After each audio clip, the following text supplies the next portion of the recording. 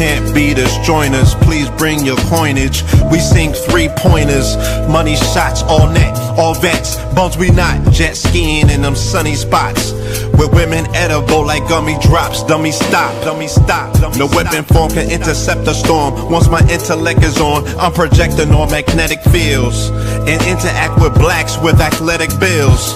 I'm all about growth and development like residents of Ebbets Fields. Not to choose between woo and chew.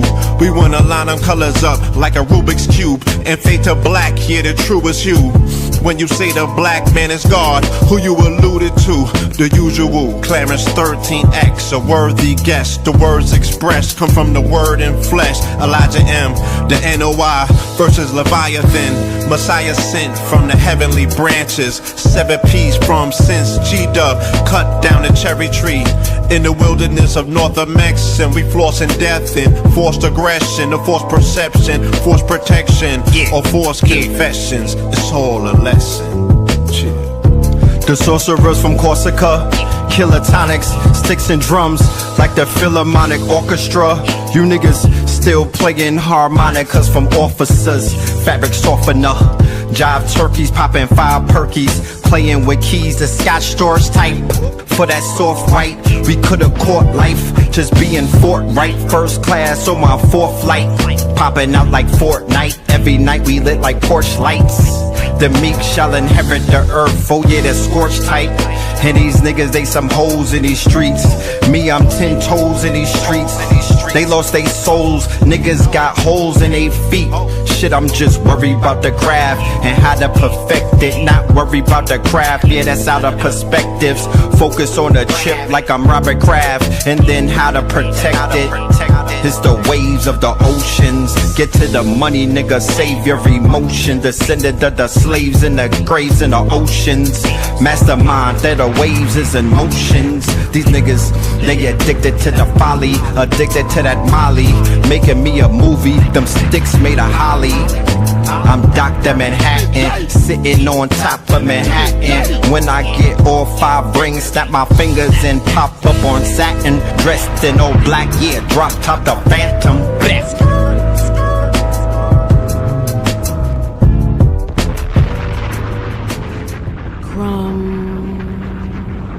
TV.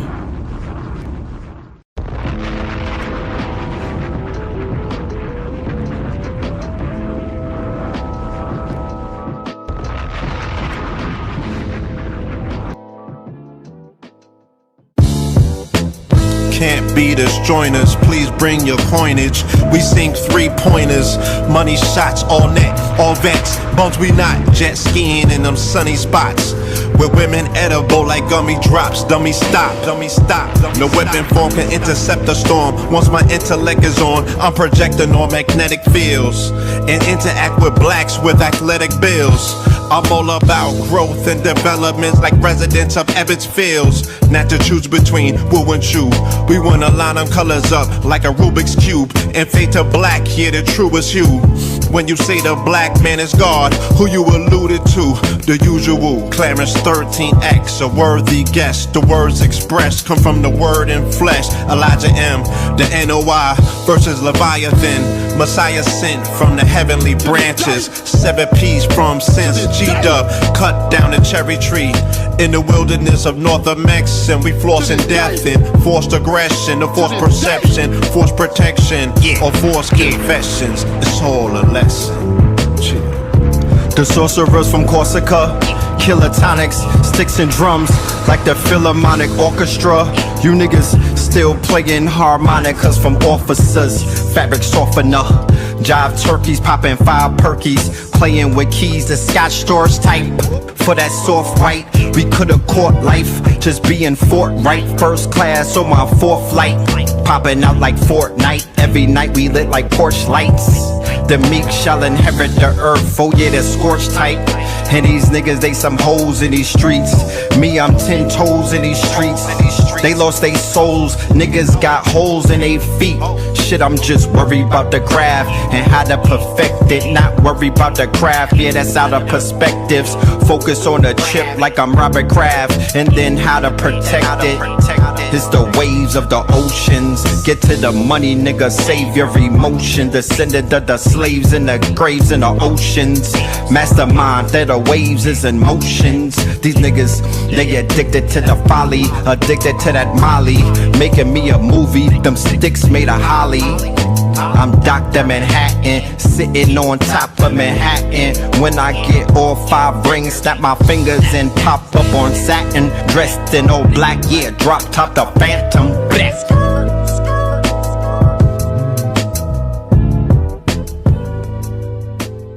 Crumb TV. Peace, family. Peace to you and yours. Peace, family. Peace to you and yours. Welcome, welcome, welcome, welcome, welcome. Welcome to What the Fuck Wednesdays, featuring Red Pillar in the building, ladies and gentlemen. And that track that y'all just heard right there, that is Theta Waves, all right? Theta Waves, featuring the Twin Pillars, Red and Blue, off of a project that y'all will be hearing very soon, ladies and gentlemen. Get ready, be prepared. And yeah, we just rolling things out slowly but surely. Rolling it out slowly but surely. So when it does drop, it's gonna hit like an earthquake. And with that being said, let's go ahead and do the roll call. How do we sound on the audio? Let me know how we sounding on the audio and whatnot. Give me an audio check, a microphone check. 1 2 1 2.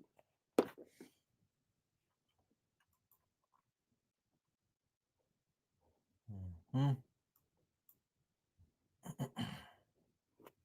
want to start this off by saying a rise in power to the brother Power from the Wu-Tang conglomerate, from the Wu-Tang dynasty. Knowledge born on Belly, right? One of the most believable characters in the movie Belly. You feel me? And one of the brains behind the Wu-Tang as a brand, right? He was the brand, he was behind the brand, you know, a genius mind, streets. Shout out to Los Angeles. Salute to Los Angeles. Salute to Kansas City. Okay.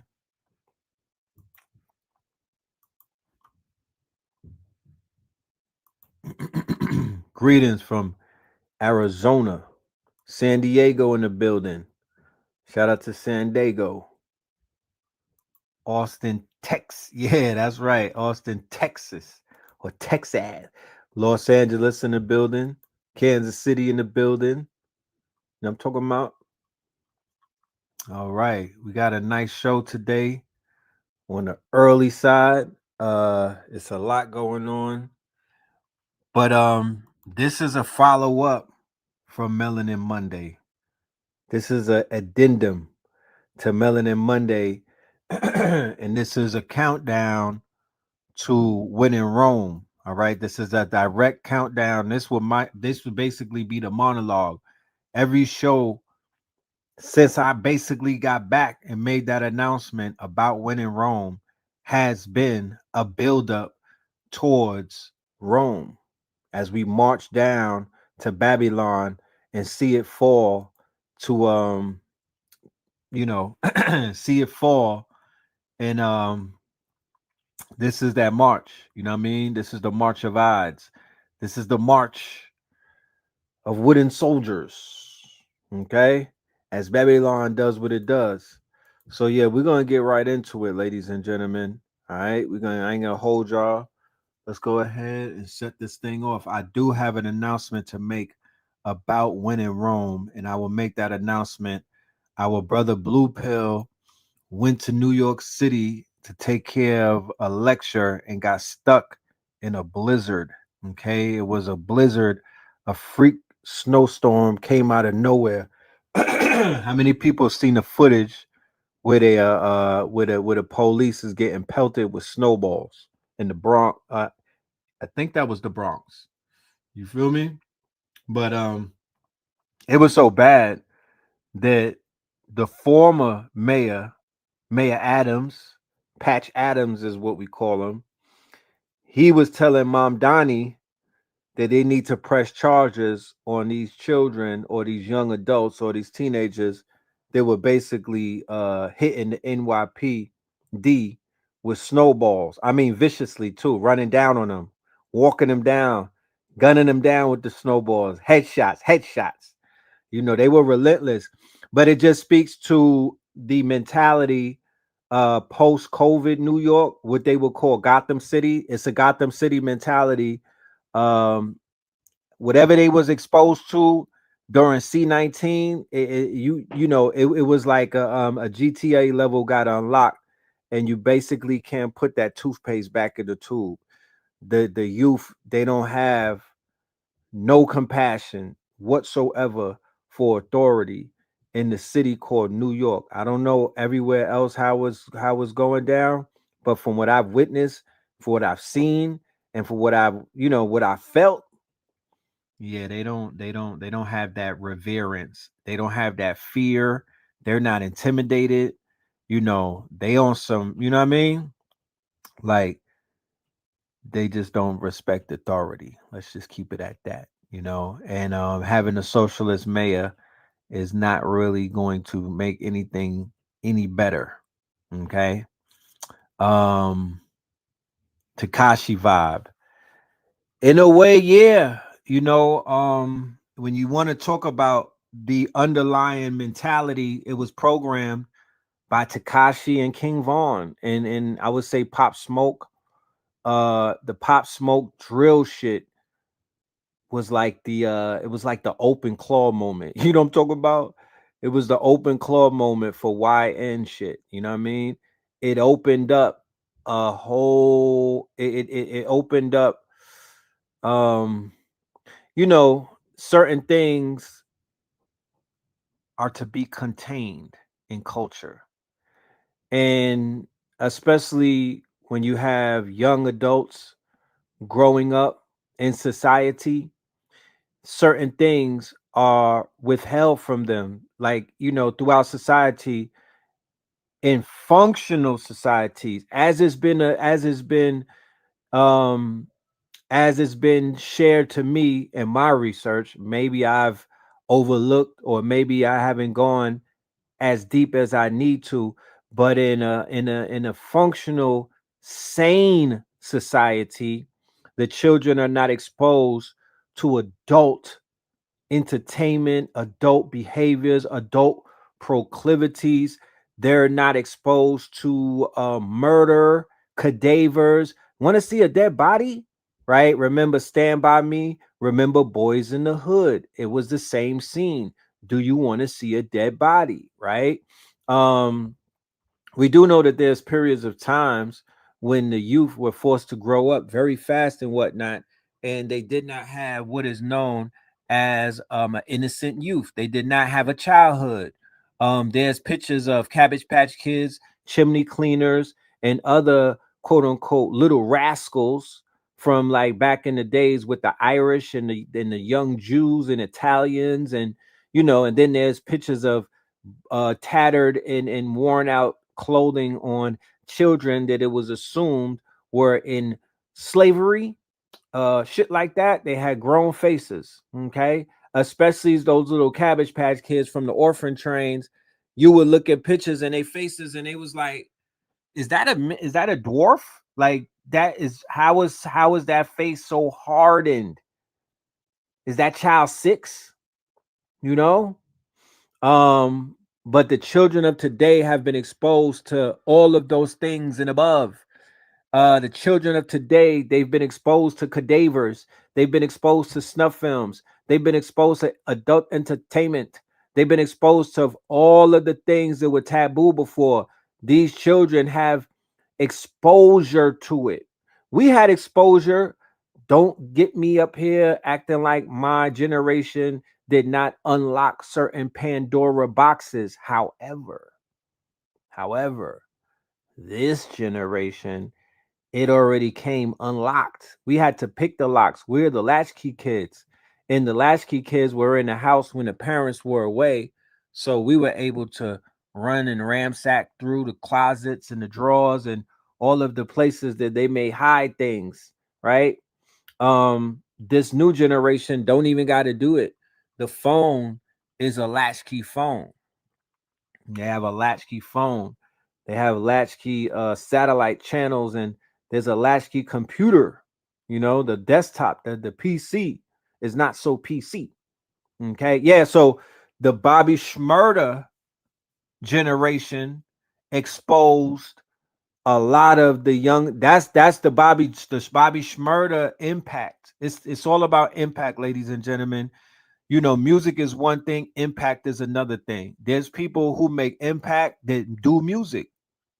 There's people that do music and don't make no impact on things. But there's people who make music and they're making a big impact on culture, whether it's subculture or whether it's counterculture or whether it's mainstream culture or whether it's popular culture.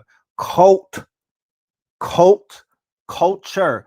These people are creating cults in a sense. There's a murder cult. There is a death cult in hip hop. Can I get a one if anybody in the audience can relate? There is a death cult in hip hop.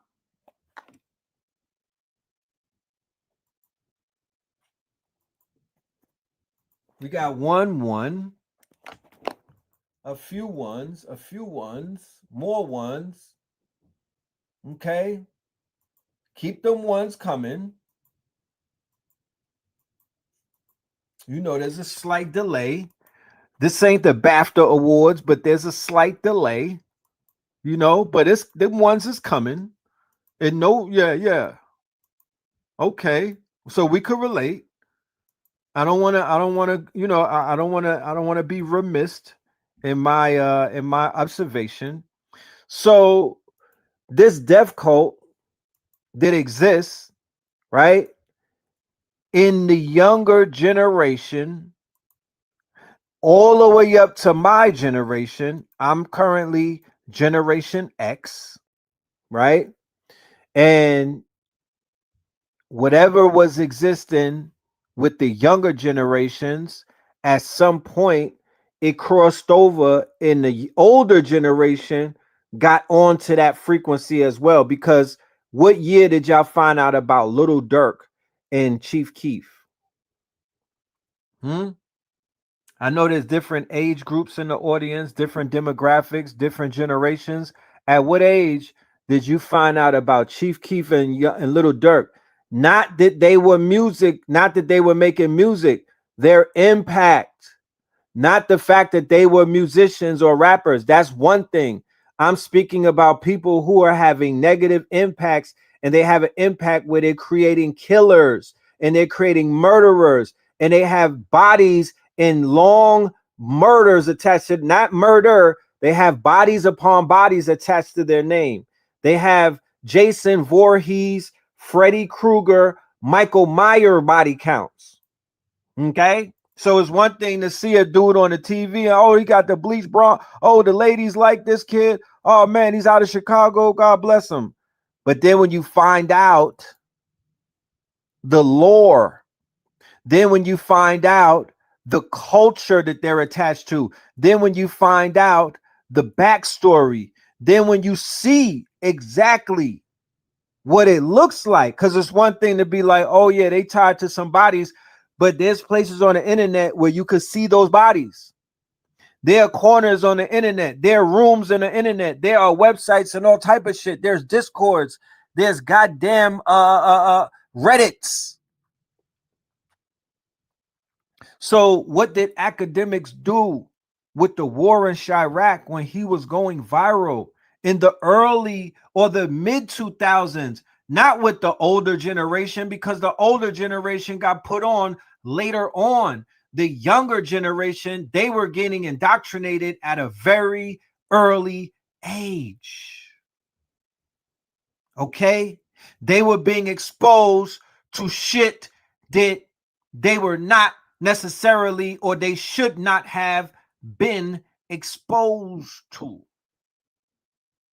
And not even realizing, because keep in mind, when I was coming up, murder was the thing. Okay, murder was sexy. Murder was talked about. Murder was gossiped about. Murder gave you fame. I'm coming up in Flatbush. I'm coming up in Brooklyn. I'm coming up in Bed-Stuy. Who did everybody talk about? The murderers. What did everybody talk about? Murders. On top of everything else. But that was the motherfucking entree.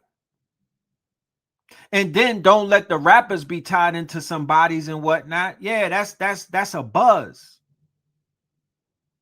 Nobody was shaming anybody. Nobody was talking down to nobody. Nobody was praying against niggas. Then the DVDs came out. Oh, check out this guy. He murders a lot of people. Oh, check out these drug dealers. Some of them got murdered. So we were tapped into true crime like the white folks all the way back then. When you really look at it, the DVDs, those were true crime. Rich Porter, Preacher, Guy Fisher story, Alpo story. None of that. If that shit didn't have bodies in it, we didn't want to. It wasn't spicy enough. You know, we meat eaters. We need a body. You know what I mean? We need a cadaver, my nigga. We didn't want the vegan DVDs. That was that conscious stuff. That's when they was trying to teach. What you trying to teach niggas? Huh? Nah, they wanted the bloody shit. They wanted that. They wanted that Earl. They wanted the DV. They wanted the DMX album cover where Earl Simmons was covered in blood. They wanted bodies. That's what people were attracted to when I was coming up. So don't let me get up here and try to act like we holier than thou. No, nigga, I can relate. Fuck you mean? Every generation goes through it. I can relate. I'm relatable. We went through that. Hood to hood DVDs. That shit peeled back the layers and you were seeing some real shit. Like, damn, I ain't going over there. You know what I'm saying? I got a cousin that live in Memphis. I ain't know they was giving it up like that. You know? But then it's poverty porn. Who could be scared the most from our dysfunction? What niggas could get on film and say the most dysfunctional shit whilst missing a front tooth type shit? No. That's a part of programming. It's not a rites of passage. Let's be clear. I wanna clear that up. It is dangerous. You know, living on the edge is a level of danger. It's a level of survival. And because we don't have no type of system set up that will even give us a rites of passage, yes, you have black men going into basic training to get their rites of passage. They're going to get yelled at by white men in quote unquote basic training, to get yelled at, to get barked on, to get told what to do, to get bossed around and whatnot. You feel me? That's their level of, that's how they get their discipline. That's them signing up to go to the armed forces, basic training. Some niggas are not so lucky to get locked up. Basic training still. You getting yelled at. You getting barked on. They telling you what to do, where to do it, how to do it. You in the prison system, nigga. 14th Amendment slave getting barked on. But they're giving you some form of discipline. Because you just can't do anything in there. You live in a regimented life in a way. Okay. Then some other people, they like, you know what? I'm going to go ahead and straighten up in life and whatnot. I'm not going to need nobody to stand over me and tell me, oh, yeah, you got a boss. Oh, you got a manager. Oh, you're in a 9 to 5. You know, that's a form of discipline too. They're managing your time. They're setting certain guardrails and parameters up. Don't come in here with your pants hanging down. No Captain Do-Rag. You feel me? You can't smoke weed in here. You can't talk shit in here. And you can't even fraternize. So they keep us, but that's a level of discipline. That's a level of discipline. That's a level of, we're going to teach you some type of form of discipline. We're going to straighten you up, even if it's not in the, it's through corporate structure.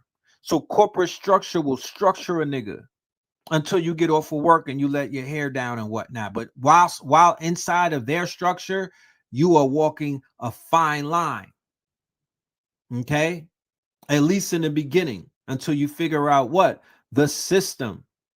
Once you figure out the system and you know how to play the system or play against the system or play with the system, that is almost like you have passed your rites of passage. So a lot of this rites of passage shit, we don't have we don't have a collective rites of passage yet that we could agree upon as a community, as let's just say FBAs, or as let's just say Moors, or as let's just say NOIs and FOIs. I'm not necessarily saying that they don't have that. I just don't know if they offer that to the rest of the people. I don't know if I know that the FOI, they have their rites of passage because they have drilling, they have man's club, man's school, and everything. So let's just say that they got that in order, right? I would think that all of the groups would have it in order. And then not just all of the groups, I would think that the communities or the schools of thought and knowledge would have something for the youth other than them going out and going to jail or getting locked up or getting shot as a rites of passage or getting jumped in and initiated and lumped up, okay, by crip macking them niggas. You feel me? That should not be the rites of passage that young adults are yearning to. That should not be the jungle that they're yearning to conquer. That should not be the wilderness and the quote unquote wildness that they are looking to tame. Let me see if I can make it through a beatdown line so I could become one of these goddamn gangs in New York, or one of these gangs that are out here. These gangs that don't really have no fucking power. Okay, let's talk to the gangs for a minute. Hey, gang, did you see what was going on in Mexico, gangs? Okay, well, check this out. If you're not moving like that, okay, if you're not moving like that, if you can't put that, if you don't have that type of setup, and it's what, 2026, yeah, hang it up. What are you even doing it for? If you not rolling like a paramilitary, if you have not become militarized at that, you won't ever become it. First of all, just look at that. Look at what's going on. They found a nigga hanging in Marietta, and nobody got nothing to say about it. Nobody got no smoke, no pushback. They've been hanging niggas for a few years now, and everybody's turning the other cheek. You can't come outside and flex no type of, you can't move your weight around like them niggas right across the border is moving their weight around. So what is the purpose? You better hope you never get into beef with no cartel, nigga. You're done. You're finished. You don't have no answer to that. So you're not even at the top of the food chain, fam. Why even play in the game? Why even try to play, bro? You niggas need to go get a job. Don't even do it to yourself. That's a losing game. Them people work with the police. Them people work with the CIA. Them people work with, is it real? Y'all can't even protect the niggas getting hung in a park. There's no pushback. There's no type of feedback, or there's nothing, no energy.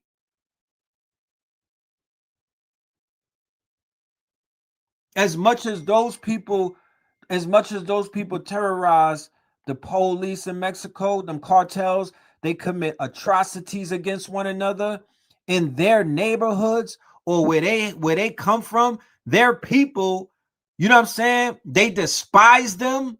But there's a part of there's a part of those towns and those cities where they're looked at as protectorates. Where if somebody was found hanging, they would get to the bottom of it. Right?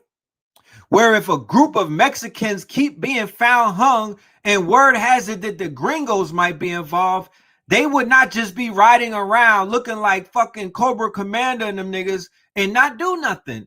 That's not what the community says that they know them for. They like, nah, them niggas protect us. And yeah, they got beef with other groups and other gangs, but where they are right here, they're holding us down. The gangs of today, the bandits, the vagabonds of today, they terrorize. They're not protecting nobody and nothing. Can I get an amen in the chat? If y'all getting protected by a gang, put one in the chat. If a gang in your neighborhood is protecting the old, the elderly, the babies, and making sure nobody is hanging from a tree from some outsiders, please put a one in the chat. I'm gonna send the reporters. I'm gonna send a Sprinter van. I'm gonna send a drone with a GoPro on it. I don't even want to walk up in that hood right there. Respectfully, I gotta check it out first, and then we'll pull up for the IRL. But if you got that situation set up, let me know, because I want to document that. Real talk, that needs to be documented, because there's no media out there that is showing that. There's no media on the internet that I could find on all of these platforms with trillions of pieces of footage. I can't find that shit nowhere.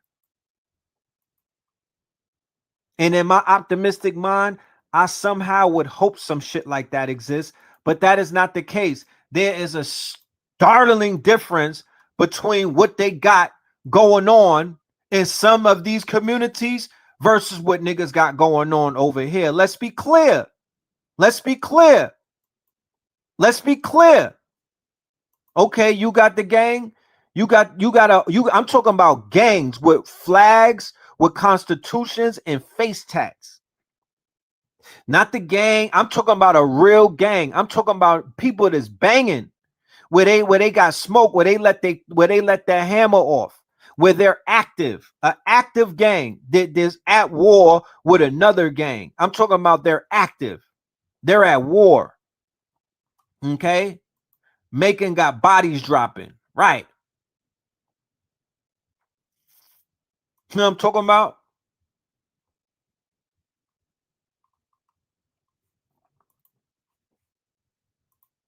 What if they were to turn the cartels on niggas and broker a deal with the cartels where they like, yo, we'll let you niggas live, but y'all gotta handle the Morenos. Y'all gotta handle these niggas that's giving us a problem trying to take their land back. They putting in that paperwork and they coming up with these songs and whatnot. What if they put them against niggas? Because it's already beef. There's already a problem with the Mexicans and the blacks. It's already drama.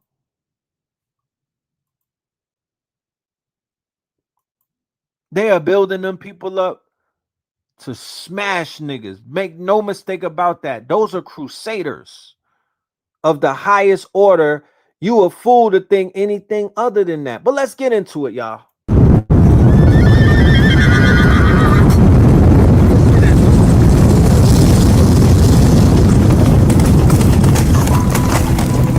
Saturday, February 28th, when in Rome, prepare for the Fire Horse Apocalypse featuring twin pillars, red and the blue pills. Witness the glory of the Fire Horse blazing at the edge of apocalypse.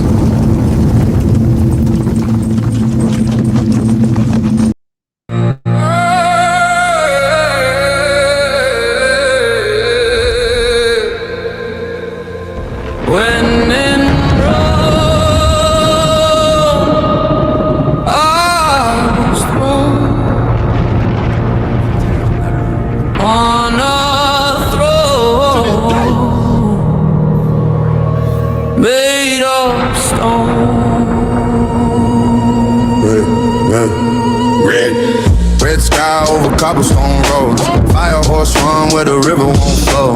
I was just a kid with a crown in my head, counting every step, trying to outrun dread. Cards on the table, kings in the hall, gold on the marble, names on the wall. They said, boy, you were born for the war. I said, I'm just trying to find a fire source. Fire horse, racing through the ruins in my veins, of course. Every time they chain me, I just change the course. Can't burn me out. Yes. All right. So Ladies and gentlemen, I've said it before and I'm going to say it again. We live in a very precarious time. What is known as the quote unquote uncanny valley has been crossed. What is the uncanny valley?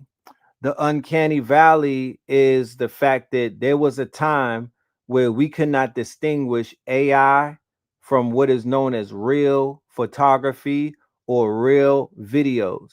We have now crossed over the uncanny valley to whereas the AI is so good that you now can fool human beings and you can no longer trust what you see or what you hear. Do not get caught out there with the propaganda. So propaganda is at an all-time high because the AI tools are at a state of an art, and they are at an all-time high as well. They have reached a level of a state of the art of where they could create photorealistic and hyper-realistic imagery, and you will not be able to tell real from fake. So this is a very recent example of AI going wrong and AI quote unquote creating rumors and whatnot that could possibly result in someone losing their life, right? So this woman right here, right? This woman right here was accused of setting up El Mincho, right? My man El Mincho, okay? And it was an internet rumor, it wasn't true, but they were putting out AI pictures of her in El Mincho, and then basically she's getting death threats. People are trying to look for her, they want to kill her because they think that she set up El Mincho when at the same time she was at home with her boyfriend and she didn't do any of that. He just got basically ran down upon by Trump. And why? There are different theories, but we'll get into some of them right now.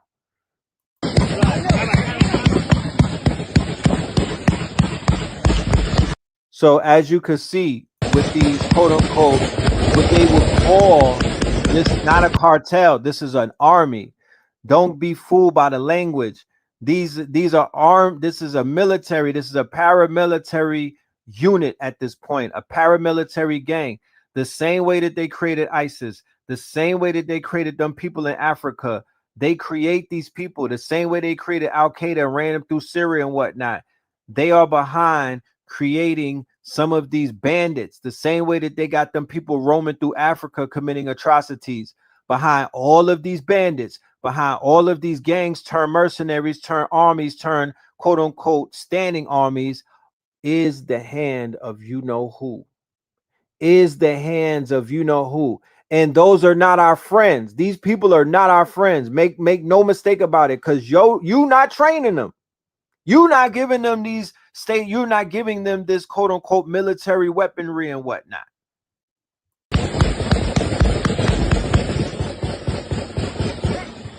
So these people are in bed with the is it real? They're in bed with the USA, they're in bed with China. You know what I mean?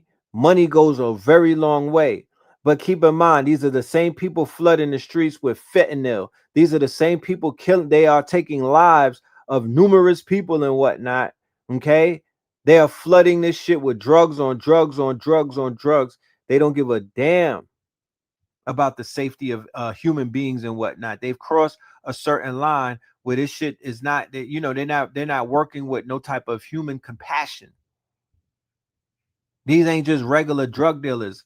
These are people, they are actively functioning as terrorists, utilizing chemical warfare and targeting a lot of people, dealing with body trafficking, organ harvesting, human trafficking, all type of heinous shit. We don't rock with that type of frequency.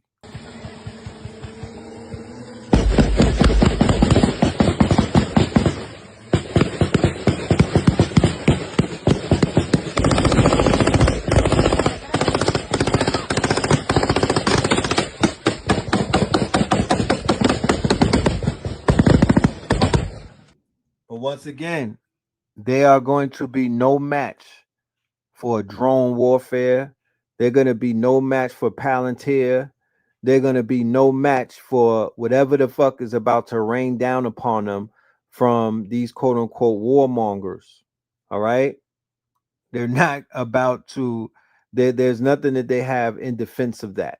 Okay. So they'll let you see things like this just to get that American blood amped up and whatnot, because Americans gonna want blood. They're gonna paint these as the boogeymen, the same way that they painted everybody else. They were showing aggression on film and whatnot as inhuman, subhuman. So when they go ahead and scorch earth them, everybody already has in their subconsciousness, well, you know, they were trying to be militarized, you know what I mean? They had some audacity to have those big guns.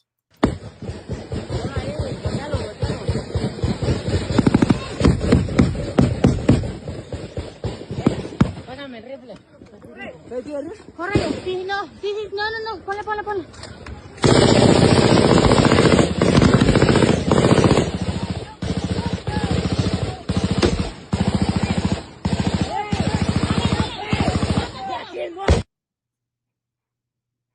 "42 days ago, I told you the cartel crackdown had nothing to do with drugs. It's about clearing interference from the American supply chain. Mexico is the lower torso of the American industrial machine. Car parts cross the border 8 times before assembly. Tijuana builds your medical devices, and the US pipes 7.5 billion cubic feet of natural gas south every day just to keep the lights on in its own offshore factories. El Mencho's CJNG was running a 15% tax on everything moving through that corridor, and yesterday the US provided the intelligence to have him killed. Not because of fentanyl, but because you can't reindustrialize America with a cartel skimming off every shipment. 3 days after my last reel, the Pentagon stood up the Joint Interagency Task Force Counter Cartel, a single command center connecting the CIA, NSA, DEA, and military intelligence under one roof on the Mexican border.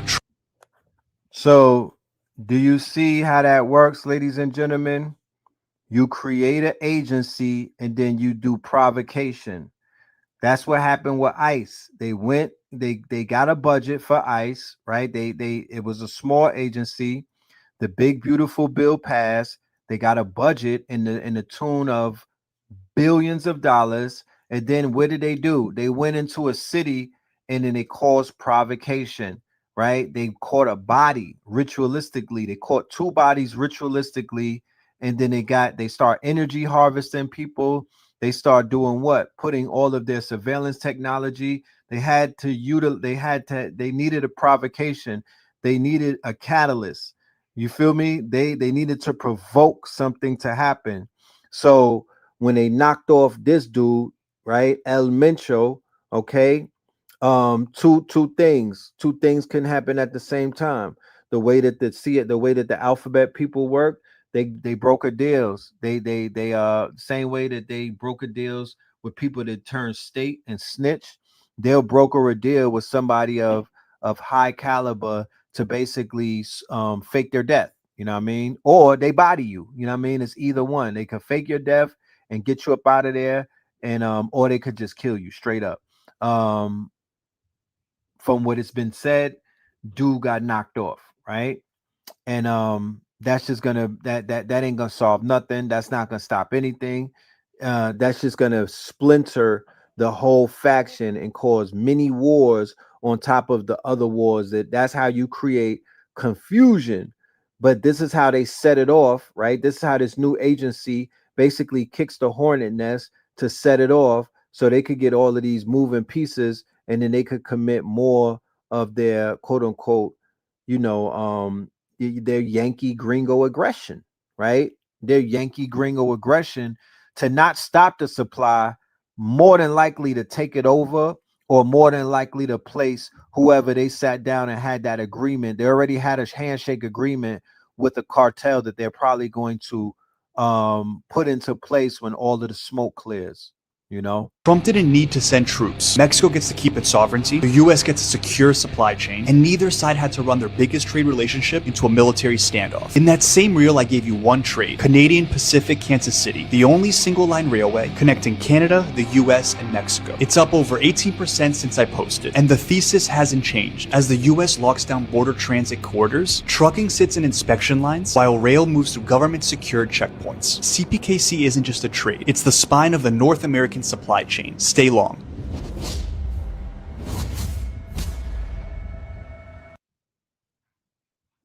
Hey everyone, I'm sure you're all seeing the events taking place all over Mexico. And I'm assuming your immediate thought, given everything we have lived recently, is what did the US do? And does Israel have anything to do with it? And if you are not questioning it in this way, you're still asleep. But for those of you that did immediately think this, I'm here to tell you that your questioning of this is correct. In fact, the US and Israel are precisely the reason why there is continuous civil unrest and now imminent civil war in Mexico. It has been confirmed that Israeli Mossad and or military has entered Mexico to train Mexican cartels on advanced weaponry and explosives, including how to chemically dispose of dead bodies. And not only that, Israel has been supplying weapons to Mexican cartels as well as providing their Israeli spyware technology in order to give cartels the upper hand on politicians, the military, their police forces, and the Mexican government as a whole. Let me say that again. Israel armed and trained Mexican cartel paramilitary forces as the cartels are using Israeli Paragon spyware technology. I'm gonna let that just sit there for a minute, ladies and gentlemen. We're gonna let that sit there and marinate, because the first show, Narcos in Mexico, that we did for Melanin Monday, we just posed the question. We didn't get into any assumptions and whatnot. We put it out there in the universe, and the answer came back immediately, right? Literally the same day, the answer landed right in my lap. And I went and did the research, and I went and did everything that I needed to do. And lo and behold, I saw once again these greasy ass fingerprints all over the situation. So that militant stance that they're taking and the paramilitary gear and all of that, yeah, they're not getting that from Alibaba. They're not getting that from Temu. That's literally coming from the military that's training them. They're literally militarizing, right? The same way that they militarize ICE and taught ICE, the same way that they taught the police force in Minneapolis to apply that knee to the neck and whatnot, the IDF. Okay, it always goes back to these quote unquote Khazarians, right? All of the fuckery. So if people are not practicing how to distance ourselves, if people are not practicing a divestment campaign completely away from these people who clearly are the synagogue of Satan or Shaitan, and they haven't infected multiple other peoples to the point of no return, the Messy Jessies of the world, the Judases in our quote unquote nations. If people are not talking about moving away from that type of shit, then it's just pure trauma. It's going to be nonstop trauma bonding for 30 more years. Technology to control the Mexican government and authorities, and this is the exact same spyware technology. So spyware technology, Pegasus, spyware technology that helps you get tracked via your phone, spyware technology that takes over your camera, your mic, all of that shit. The same spyware that they use when they were quote unquote droning people, right? The same spyware that they probably use when they're running down on these young black kids and hanging them. Okay, when they're running down on these unsuspecting black people and unaliving them, right? And then saying that they hung themselves. ICE is using on American citizens and immigrants. The worst part is, this is not new news. If you do simple research, you'll see that Israel has been training and arming cartels for quite some time now. There is literal documented evidence and even videotape footage of Israeli military training and arming the Medellin cartel in Colombia.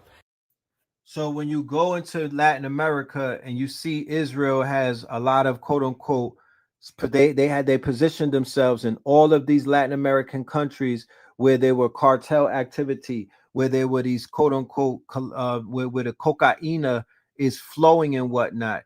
Then you begin to understand that they were in bed. They were the ones that were arming them. They were the ones that helped them turn into these complete heinous murderers and whatnot. They were the ones who escalated the warfare into full-blown warfare.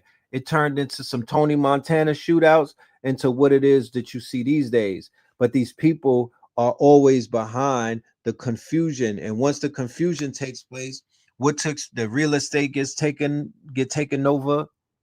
They selling jewelry back to niggas. They making movies about the fuckery and exclude themselves. You feel me? They take control of the prison stocks, bodies as the insurance. All of this is a racket. They perfected the playbook, bro. In fact, they help train cartels to make people vanish in mass, I highly suggest you. So that whole thing about Epstein ordering the sulfur acid and you know the barrels and barrels of acid.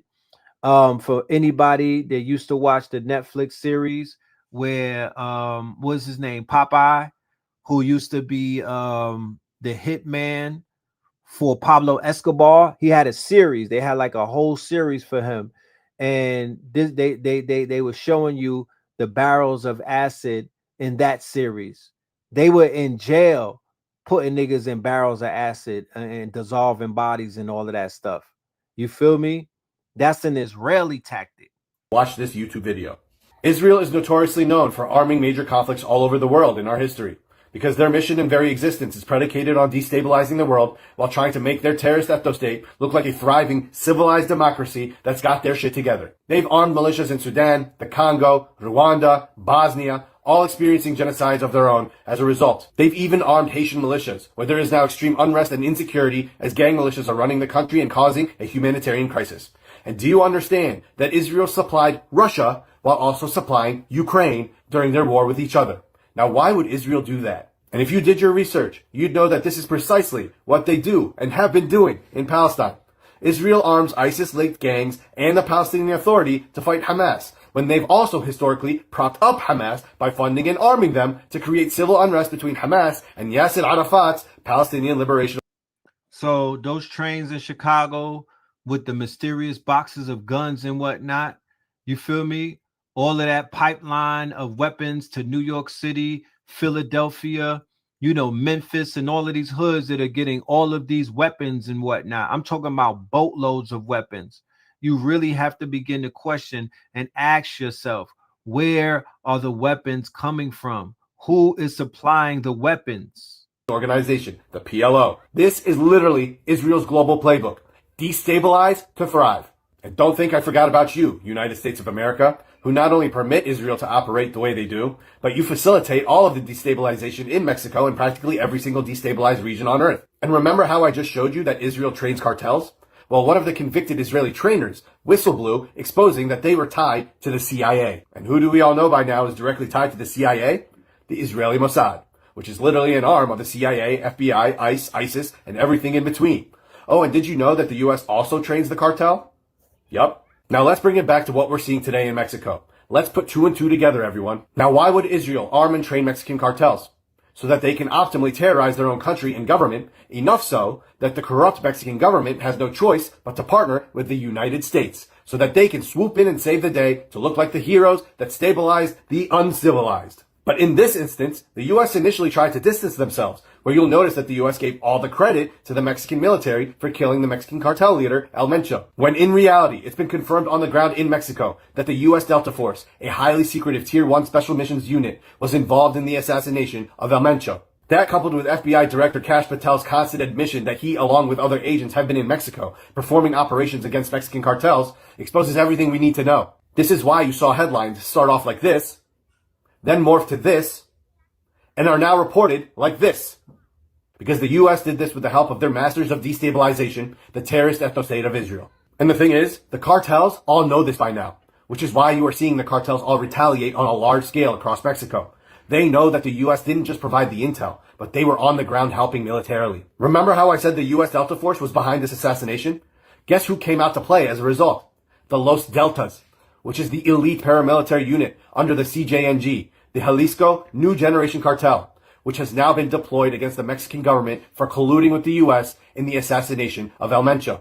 And yes, the Los Deltas are deliberately named after the U.S. Delta Force. The thing is, this is all a strategic play by the U.S. through and through, because they knew the cartels would react this way, causing a literal civil war, all at the behest and coordination of the U.S. and Israel. And what do the U.S. and Israel do best?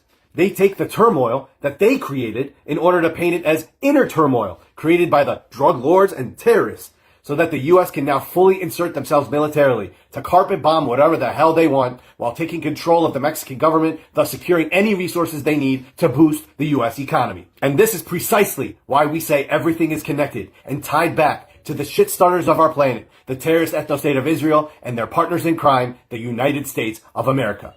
Have a great day.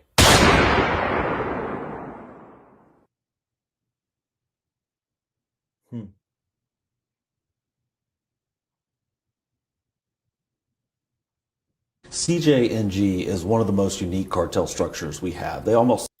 So get ready for the fear campaign. Get ready for the propaganda campaign. Get ready for some type of behind the border homeland type of shit, because the stage has been set in this theater of war, ladies and gentlemen. It's not necessarily about a Mexico thing. It's about a USA type of thing with the threat of Mexico coming across the border. But as soon as they start doing cross-border hits and shit, they're disrupting things across the border, all of this propaganda is about to blow up. So remember, this is about fragility. This is about weaponizing and destabilizing. This is about deputizing the average quote unquote American. But this is also about galvanizing the people to look at other people and take their eyes off of the people who they were originally looking at. This is a play to take people's eyes off of the government and off of these crooked ass politicians and start looking at each other in suspicion and shit like that. But check this out. Operate like a franchise structure where people buy into it in different areas. And CJNG is massive. It is not just a Mexican cartel feeding drugs into the United States. CJNG is in all 50 states in the United States, and they're in 50 separate countries. And they have boards of directors, they have money guys and CPAs and things, and they're engaged in all sorts of different crimes. Is that going to be effective long term when you're describing this massive franchise worldwide organization? Does taking out the CEO really damage the structure? That's exactly the analogy. It is significant that he has gone. I mean, at one point there was a $15 million reward for information leading to his arrest. He is the king, he is the leader of it, and it is significant that he has been toppled, but it does not get rid of the cartel. The cartel has people in 50 countries. It is massive, it is bigger than one person, and it won't be the end of CJNG, unfortunately. Give me a brief highlight reel of some of the bigger cases that your office has prosecuted in the last few years that specifically involve this cartel. We've had a number of cases where we can prove it, and they're mostly our large drug cases where we have public storage units full of drugs that we find. They have runners of drugs. Next week we're sentencing the local leader of the CJNG cell here, who's just really the wholesale suppliers of the drugs to the street drug dealers. Yesterday, the Mexican army killed Nemesio Oseguera Cervantes, known as El Mencho, the most powerful drug lord in the Western Hemisphere. He founded the Jalisco New Generation Cartel in 2009. Fentanyl, cocaine, meth, $15 million bounty, not photographed in years. How they found him? A romantic partner. Mexican intelligence tracked a woman visiting El Mencho at a hideout in Tapalpa, Jalisco. On February 21st, she left. He stayed. Special forces moved in the next morning. 4 cartel members killed on site. El Mencho, wounded, died in a helicopter en route to Mexico City. Then the retaliation. 250 roadblocks across 20 states. Burning buses, torched gas stations. Guadalajara went dark. 1,000 people spent the night trapped in a zoo. 25 National Guard soldiers killed in 6 separate ambushes. Here's the problem. This is called the kingpin strategy. Remove the leader, the cartel collapses. Research from West Point tracked every cartel leadership removal in Mexico. Each one, on average, spawned a new criminal group in that territory. More groups, more turf wars, more bodies. When El Chapo was captured, the Sinaloa cartel splintered into a civil war still raging today. El Mencho's son is in prison. His brother, prison. His daughter, prison. No clear successor. Regional bosses across 21 states now positioned to fight for control. The fentanyl doesn't stop. It just changes hands. Israel was an invented state created by criminals that is now dominated by Russian criminals. And they actually came to the United States and they hired Rudy Giuliani and the FBI to wipe out the Italian mafia so that the red mafia could take over, the Meyer Lanskys, the Bronfmans, the Lex Wexners of the world. And not only did he fund the Jeffrey Epstein, Ghislaine Maxwell pedophilia network to bribe and blackmail judges and prosecutors and congressmen, he is alleged to have funded 9/11. Zionist Israel is the single greatest sponsor of child. See, the thing with people that they don't realize is that they're looking at gang members. We're trained to see Italian mafia through Hollywood's lenses and through the way that they've been depicted. Low level mafia membership, low level through the Sopranos and whatnot. Italians at a social club dealing with gambling, racketeering, prostitution, and shit like that. Whereas this is a mob. It's not a mafia, it's a mob. These are mobsters. And they're dealing with Hollywood. They're dealing with the casinos. This is the Meyer Lanskys and whatnot. They're now dealing with politicians. This is a mob that knocked the president off, right? So they're dealing with a different type of power.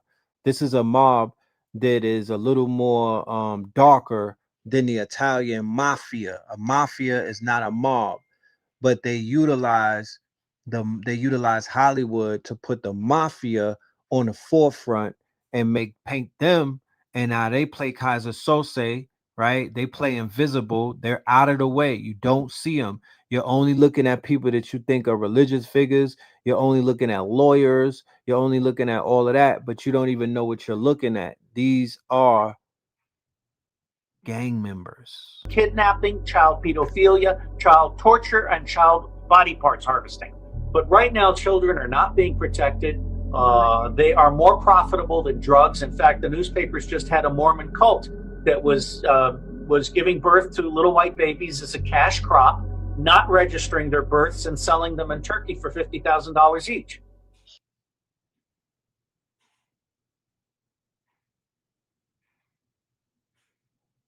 So we're going to move on to some more shit. This is What the F Wednesdays, right? WTF Wednesdays. What the helly?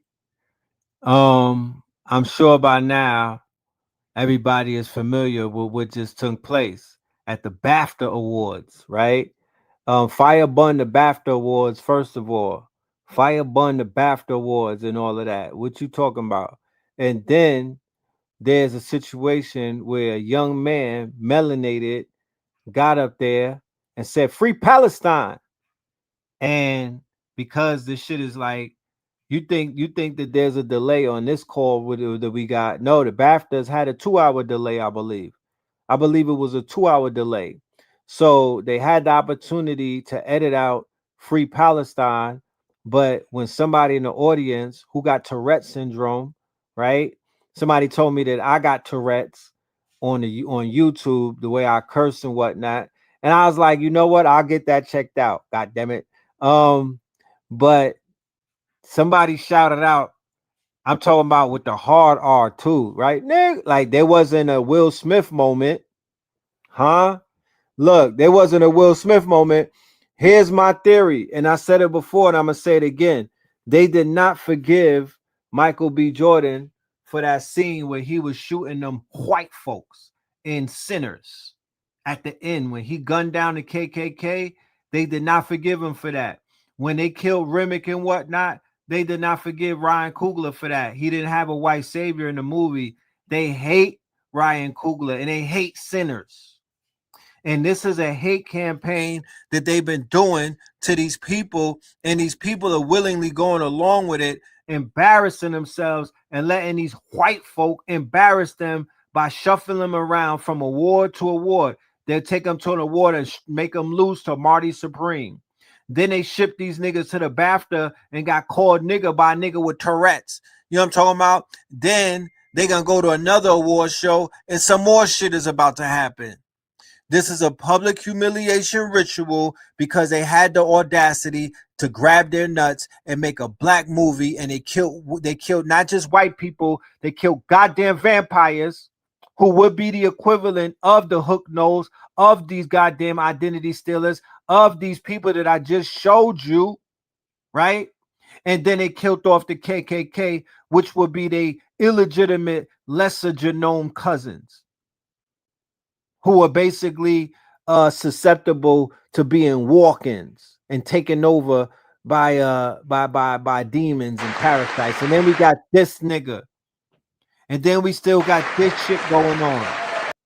Right? Black people aren't apes. When I say I abhor the Democrats, when I say I abhor liberal Democrat niggas with a special type of passion. With a special type of passion. I mean, I got the Republican shit. I already, Thanos snap. You know what I'm talking about? They get Thanos snap. But I'm putting the Democrats through the slow roast. Nah, they don't get it. They're gonna get it the slow. Nah, man. I don't like these Democrat people at all, bro. They are the problem. They more the problem than anything. What are you talking about? Black people aren't apes. We look at your face, fam. What are you talking about? Why are you holding that sign up? You're embarrassing us. Take that. What are you doing? We're not in the age of victim anymore.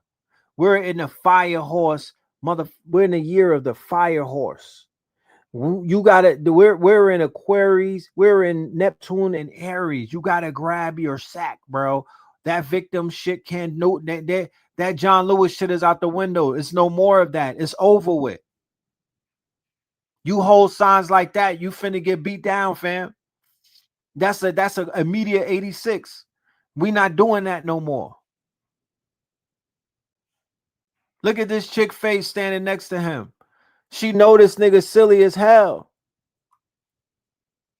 Black people aren't apes, and you're wearing your fucking Trayvon hoodie, or what do you have on a quarter zip? This shit gotta end, bro. The performativeness. And we will never go back to where we were just a very short time ago. We're not going back. Today our border is secure.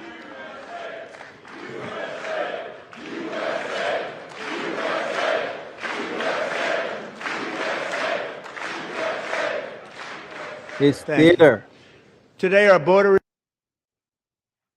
is theater.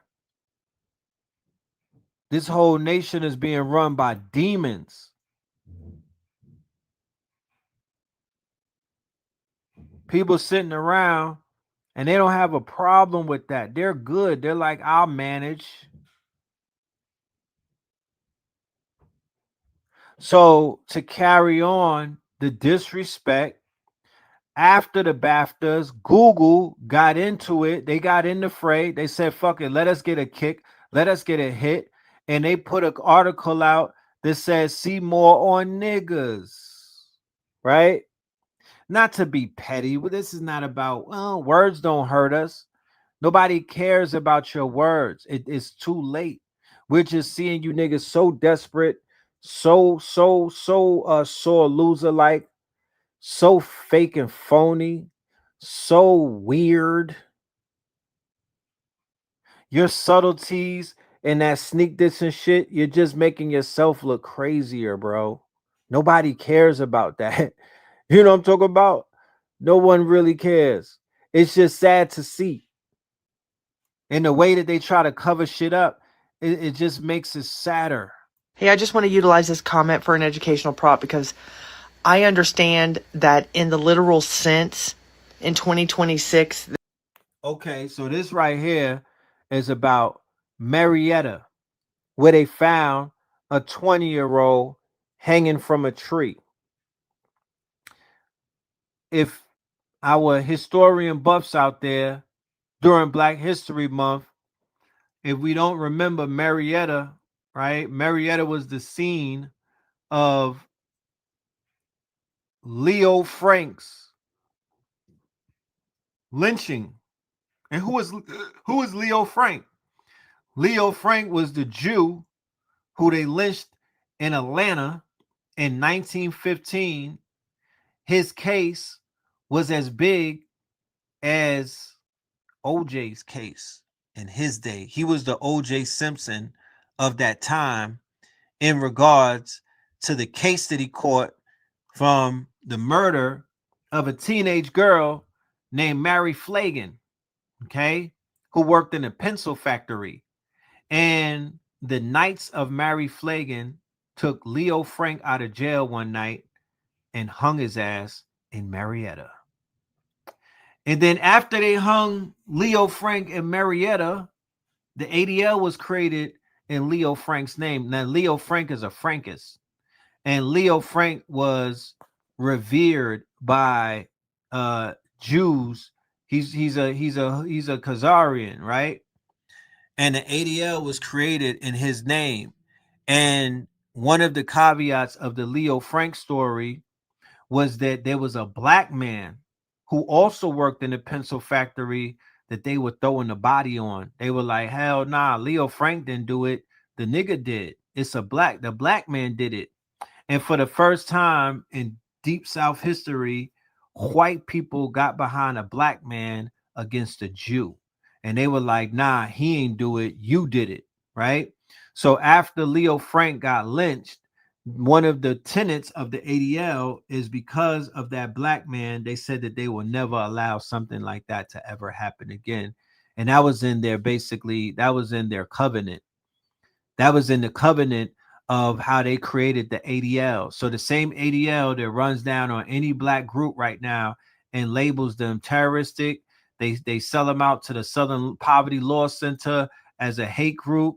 They throw all of this hate shit at people, especially melanated people. It's because of that nigger gripe that was caused with their Leo Frank case. Go and look that up. That was very, very big in both America. And as a result of the Knights of Mary Flagan hanging Leo Frank in August, that November, which was on Thanksgiving, those same group of people went on top of Stone Mountain and erected the quote-unquote KKK for a second time. They resurrected the KKK for a second time. And that was the same year that that movie in Hollywood came out called, The Birth of a Nation. The Birth of a Nation. So the KKK are the same people that hung Leo Frank, right? So now, 2026, they found a black child, a young man, hanging, right, who just had an altercation with the police, right? I got the video. He was cursing the police out. He was going at it with the popo, right? And he's in Cobb County, and they talked about he hung himself. And we know that our people don't do shit like that. So this is this lady talking about it. There's nowhere in law on paper, nobody's going to admit it, that Marietta, Georgia, anywhere south of the Mason-Dixon line is going to be a sundown town. That is a literal and binary way of thinking. This is when the conversation is going deeper and we need to use our critical thinking skills. Now, I am from the South. In fact, I was born in Georgia, Savannah, Georgia. Chatham County Hospital, February 18, 1971. Did she say 1971? That what she said, right? That place is her 50s? Okay. I was also raised under white people who utilized Jim Crow. My grandmother was a motherfucking racist. Irish Catholic with a working class Bostonian accent, desperate to assimilate in the South. Irish Catholic, desperate to assimilate in the South. Irish Catholic, desperate to assimilate in the South. There were a lot of families like that. Some of those pictures where you saw black people hanging at these picnics and barbecues, and you looked in the audience, a lot of those were immigrants. They were desperately trying to integrate into the South. So they participated in these lynchings or these pick-a-niggas and these barbecues. They were in those photos. Those were some of them those were some of them vagabonds that just got off of them boats and whatnot. Those were them chimney cleaners. Those were some of those Cabbage Patch Kids and whatnot.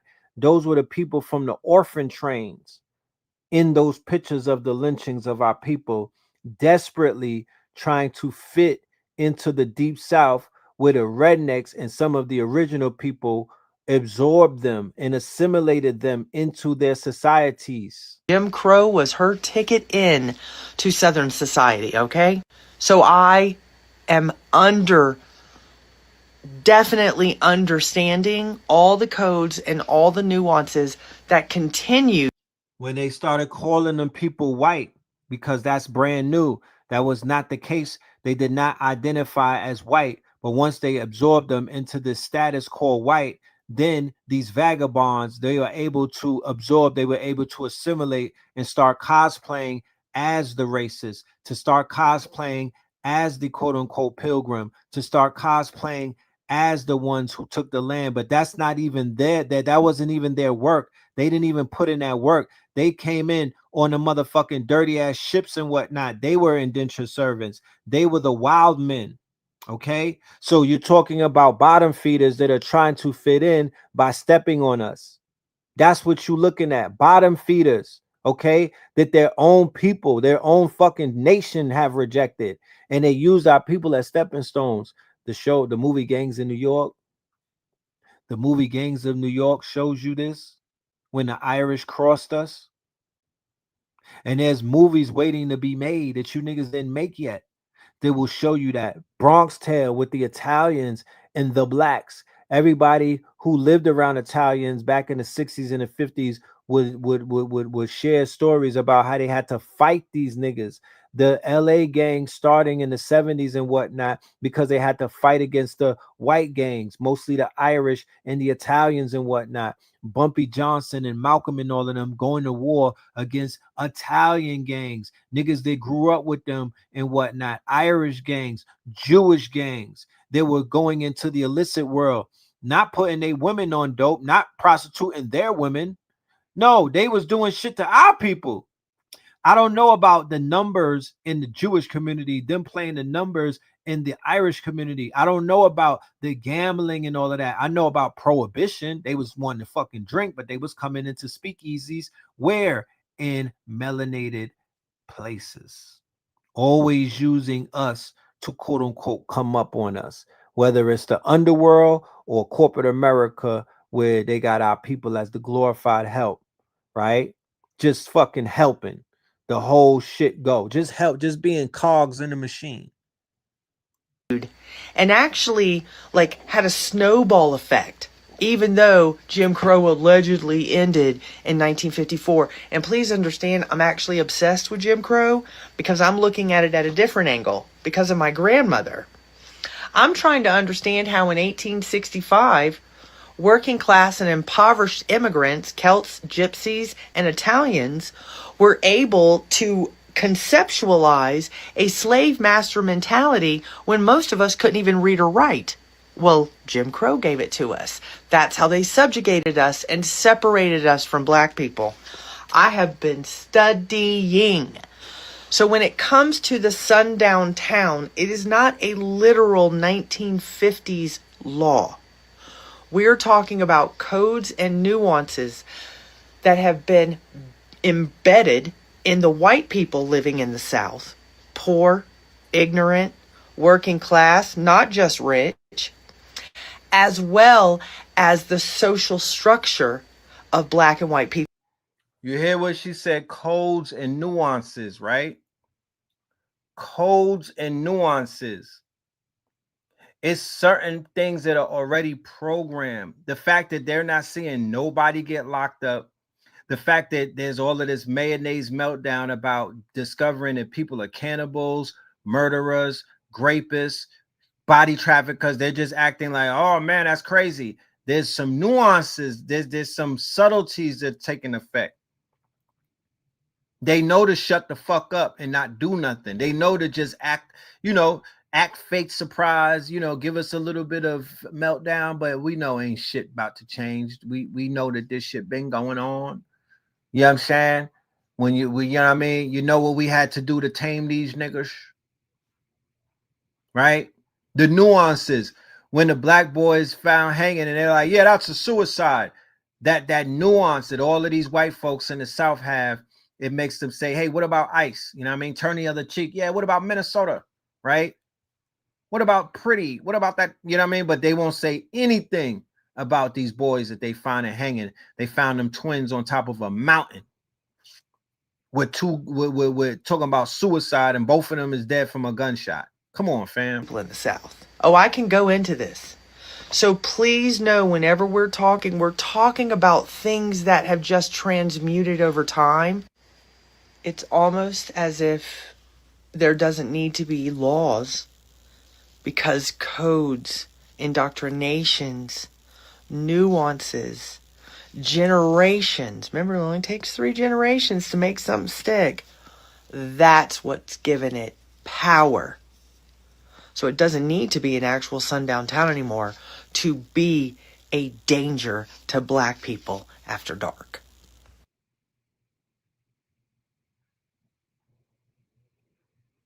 See more on niggers.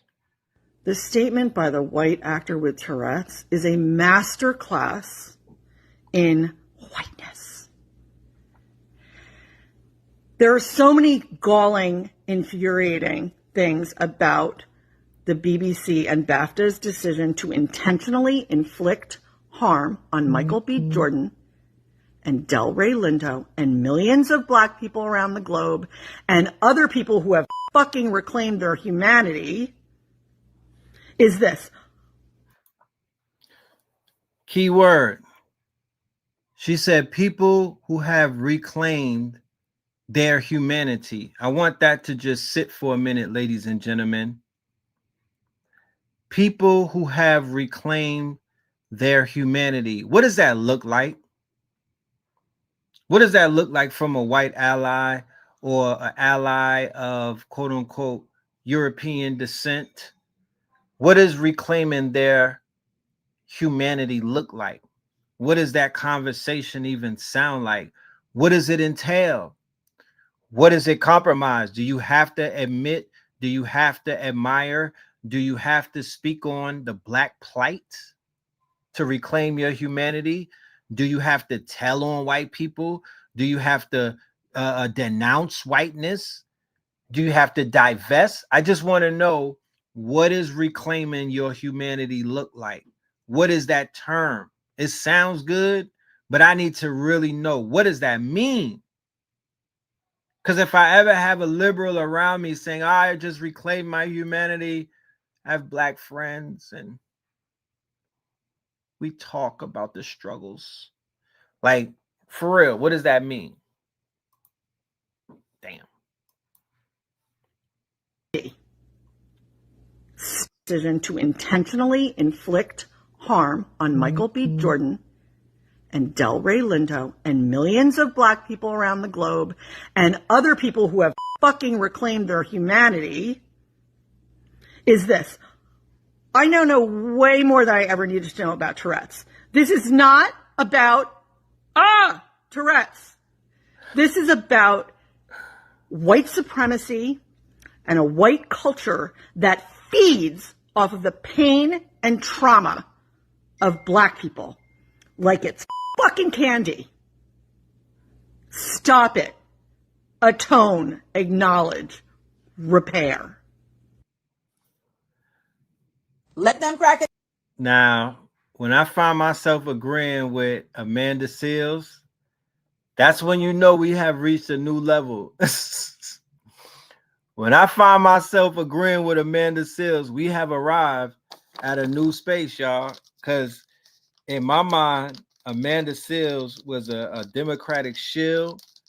Her politics was so woke, I couldn't stand it and whatnot. But lately, she's been giving me the energy that I need, and she's been saying shit that a lot of people are afraid to Be say. amongst themselves. I'll keep showing up to these racist ass places and expecting racism not to happen. Stop supporting this shit. Let them crackers be amongst themselves. You know, I don't know. That's what I'm talking about. All that fake ass special appearance. You niggas need to be on camera that much. These award shows are rigged. They don't need our attendance. If we win, so be it.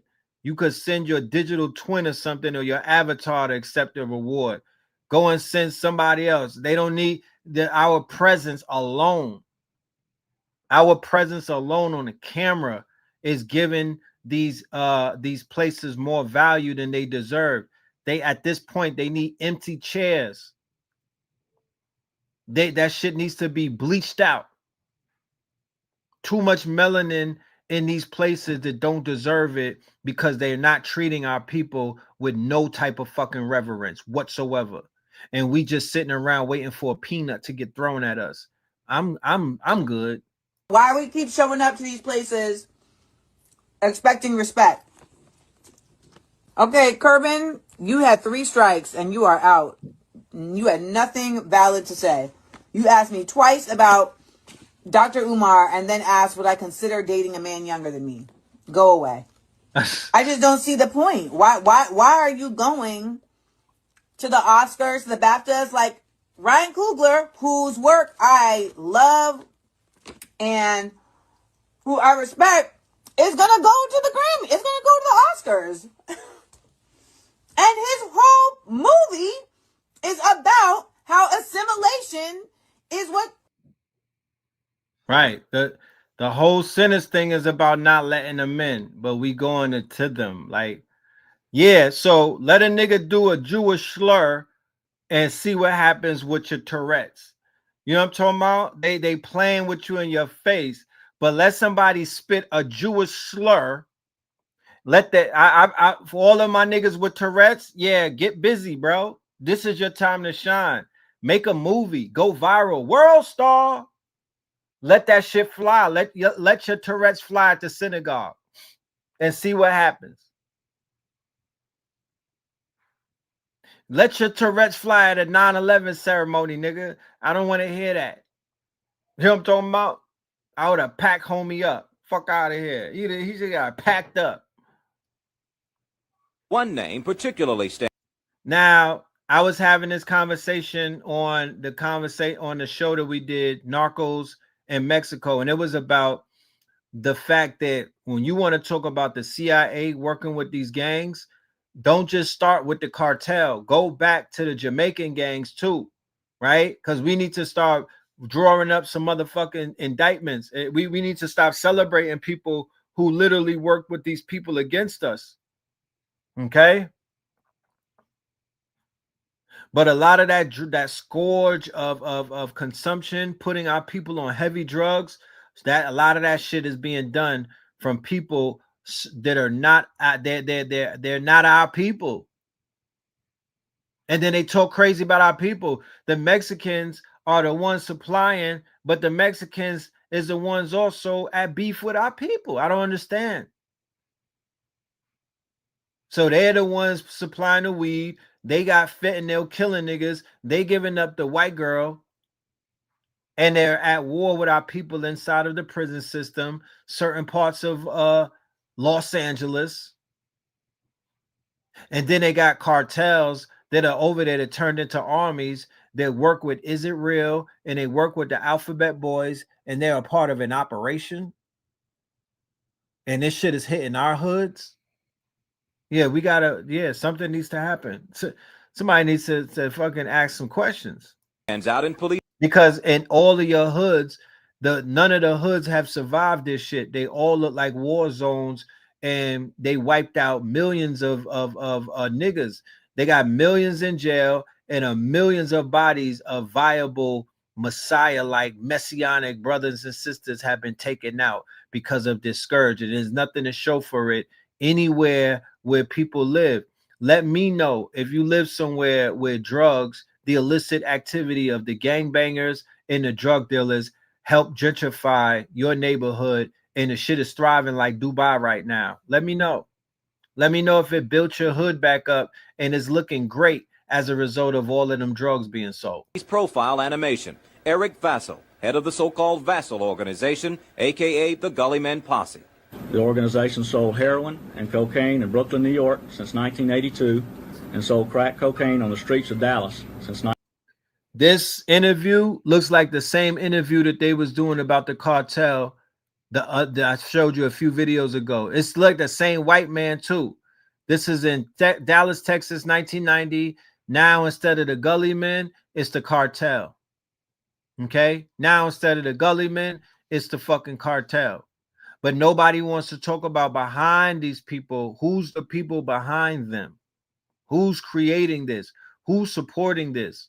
Right? What operation is this shit right here? Because it's all the psyops. 1987. DEA, IRS, Dallas PD, all of them had a hand in cracking the ring.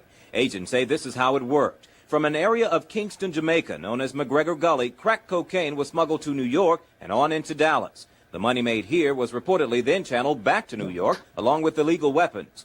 Drug agents say the members would sometimes rent up to 20 cars at a time to transport drugs, money, and guns. And police say they certainly had enough people to do it. We estimate that approximately 2,000 persons are in Dallas now, or have been in Dallas in the recent past, who have been involved. Police say they also wired money from Dallas to New York and on to Jamaica. Thousands reportedly laundered through Western unions in Dallas and New York. And anyone who got in the way of this group, police say, got it bad. Including numerous beatings, kidnapping, and attempted murders. A lot of the cartels were basically hiding their money through Chinese banking institutions. That's the way you hide money from the U.S. You know, you take it to a Chinese money broker. He puts it in the Chinese banking institution. You go to Mexico, you have a shell company down there or a real company down there, and then you have your investments with that Chinese company. Now you have legitimate money just transferring from one end to the other, and nobody's the wiser. So Mexico is a war field, or a battle. A battle is being played out in Mexico that has a lot to do with the United States and affecting the interests of the United States. And China is clearly not the U.S.'s friend in this battle, probably.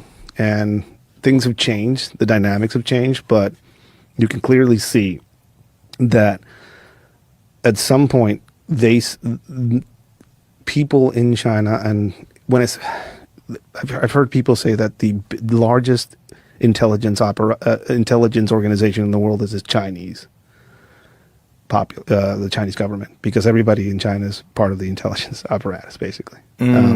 So it's hard for me to believe that all these industrialists and all of these chemists come to Mexico and show these cartel members how to cook, manufacture, make, or actually fabricate. Like they've been fabricating fentanyl in Mexico. There have been a few laboratories found in Mexico where they're actually making fentanyl in Mexico. This is very common now.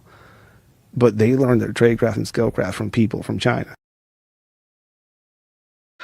I saw a fucking gruesome footage about a Cartel Jalisco Nueva Generación member getting like an initial ritual, like if you want to belong to these forces and stuff.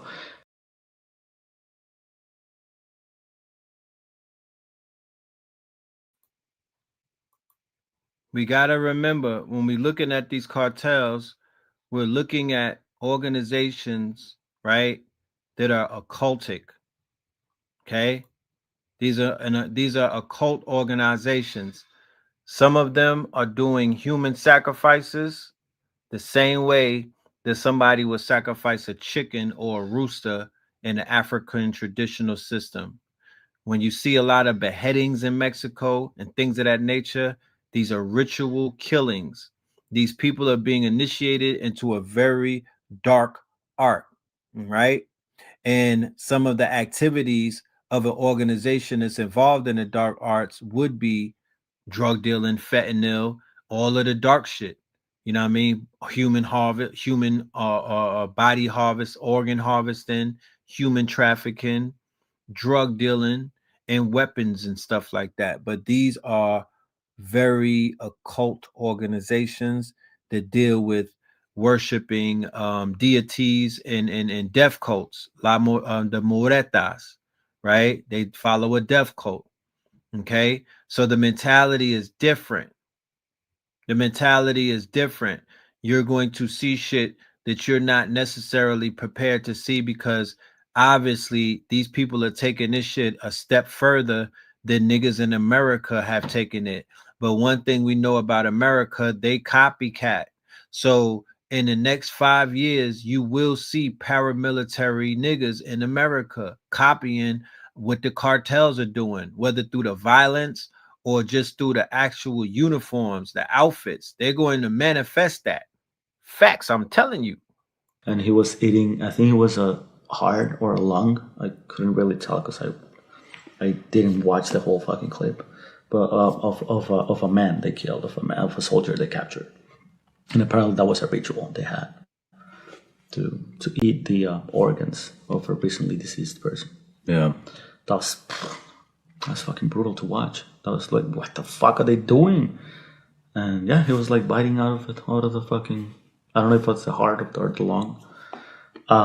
Most likely the heart. The heart, right? Will make sense. Have you seen these other yeah. Really? Like is it like a war tactic then?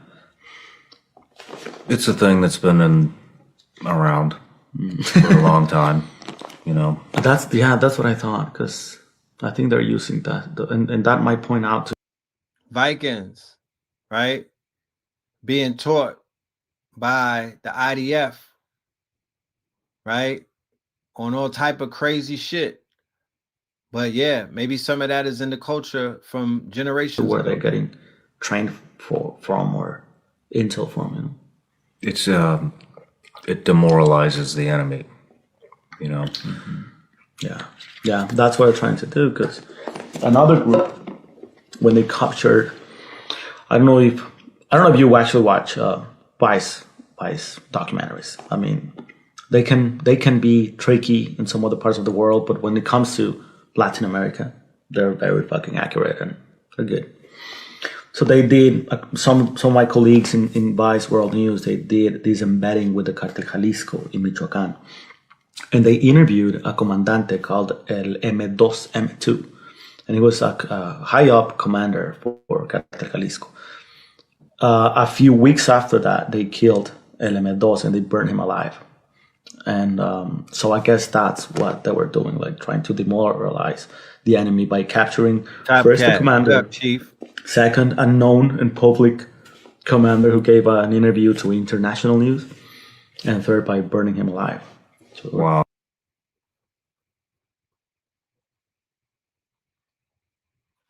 So people are being exposed to this shit, right? Once again, they create these situations and there's layers to them creating it because it exposes the public. It exposes more people to dehumanization, demoralization, shit that they're not necessarily supposed to be exposed to. You don't need to be seeing somebody burnt alive and motherfucking beheaded if that's not what you're into.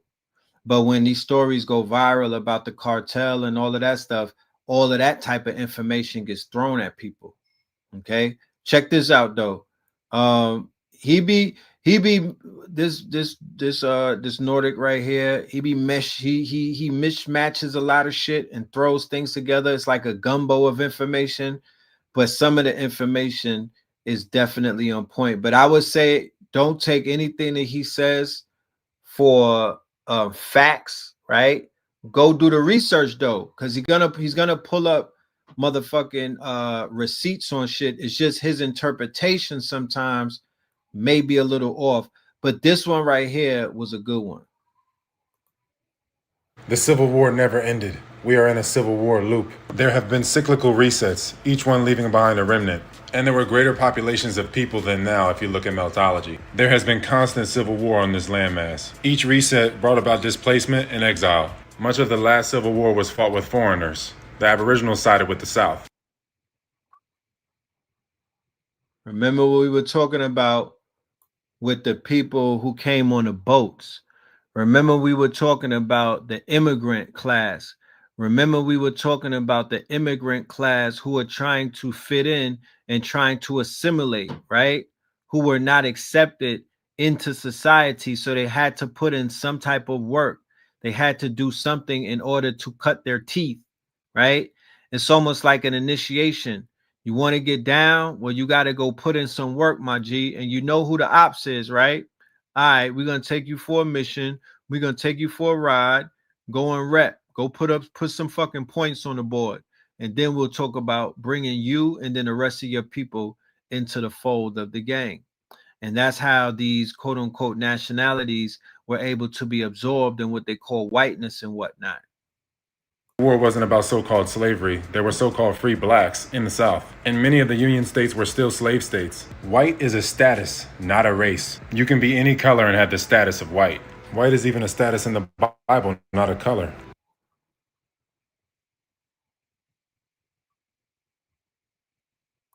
Except here. The census is flawed. The head of the house determined the status of everybody else that lived in the house. Enslaved people were prisoners of war. Look at King Philip's War. This is the formula. So-called slaves weren't even named until 1870. This is part of the paper genocide. It wiped out the true Aboriginal identity. It lumped people into categories that don't describe them. Look at the Racial Integrity Act. The records are literally edited. Natives were called Negro, then Black, then African American. Misnomer. Negro doesn't even really mean black. It means river of rivers. Maybe it means this. It wasn't just Virginia. Look, up and down the East Coast. South Carolina, Jersey, erasure. Look, see? Look. Semantic genocide. Black means blank or void. I mean, when the Moors were saying it, you know, but it seems like a lot of people are saying it. This conversation that was taking root, that was shaking up the world, that was being had in Harlem. I'm seeing a lot of Albions. I'm seeing a lot of cave dwellers. I'm seeing a lot of Nordics. I'm seeing a lot of Asians. I'm seeing a lot of people from all around the world having the conversations that was started in New York City, my niggas. The media pushed the fake Indian appearance, and the status was for sale, $5 pretendians. The Siberians came later. These are not the Aboriginals. These are Canaanites. Canaanites. Canaanites. These Hittite Canaanites and all the other invaders worked together to steal the Aboriginals' identity, and thus the land, the birthright. See? The same things were done in the trans-Saharan slave trade. The original Asians and Indians got ran into Africa. Their fathers were killed, and then the mothers and the children were sold into slavery. Look, these are the original Asians and Middle Easterners. The awakening of the people of the world stems from the American The 100 monkey effect. Take a screenshot of that, ladies and gentlemen, and run that shit through the AI, right? Go and break that down. Go and do the deep research on a 100 monkey effect, because that's going to resurface very soon. Aboriginals awakening. As the Aboriginals wake up, there will be more segregation like prison. All the chimeric Mexicans won't let the false identity and false history go. Many of them are Filipino. Look, mixed with the Sephardim, as well as Edom. You was dropping that. If you still in here, Top Cats, I seen you on Black Magic 363 Empire. Wonderful presentation. You know what I'm talking about? You was dropping them receipts about the Filipino connection to the Mexicans and our Latinos and the Indians. You see the hairy arms? That's Esau. Some are mixed with Aboriginal though. They flooded the history, especially California, which is the real promised land. See? Look, 50 million people will divorce from the country in the near future. And everybody that loves them and some that don't love them will side with them. And we'll be right back in the 1860s. Parasites can't completely kill their host, they depend on them. But the host is constantly reduced to a remnant, so they can regenerate and be reinfected, perpetuating the parasite loop. If the Aboriginals were unified, they would have never gotten overrun.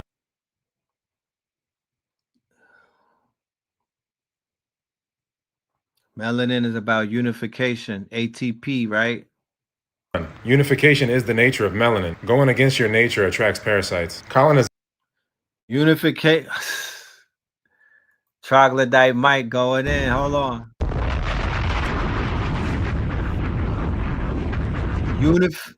Unification is the foundation of melanin.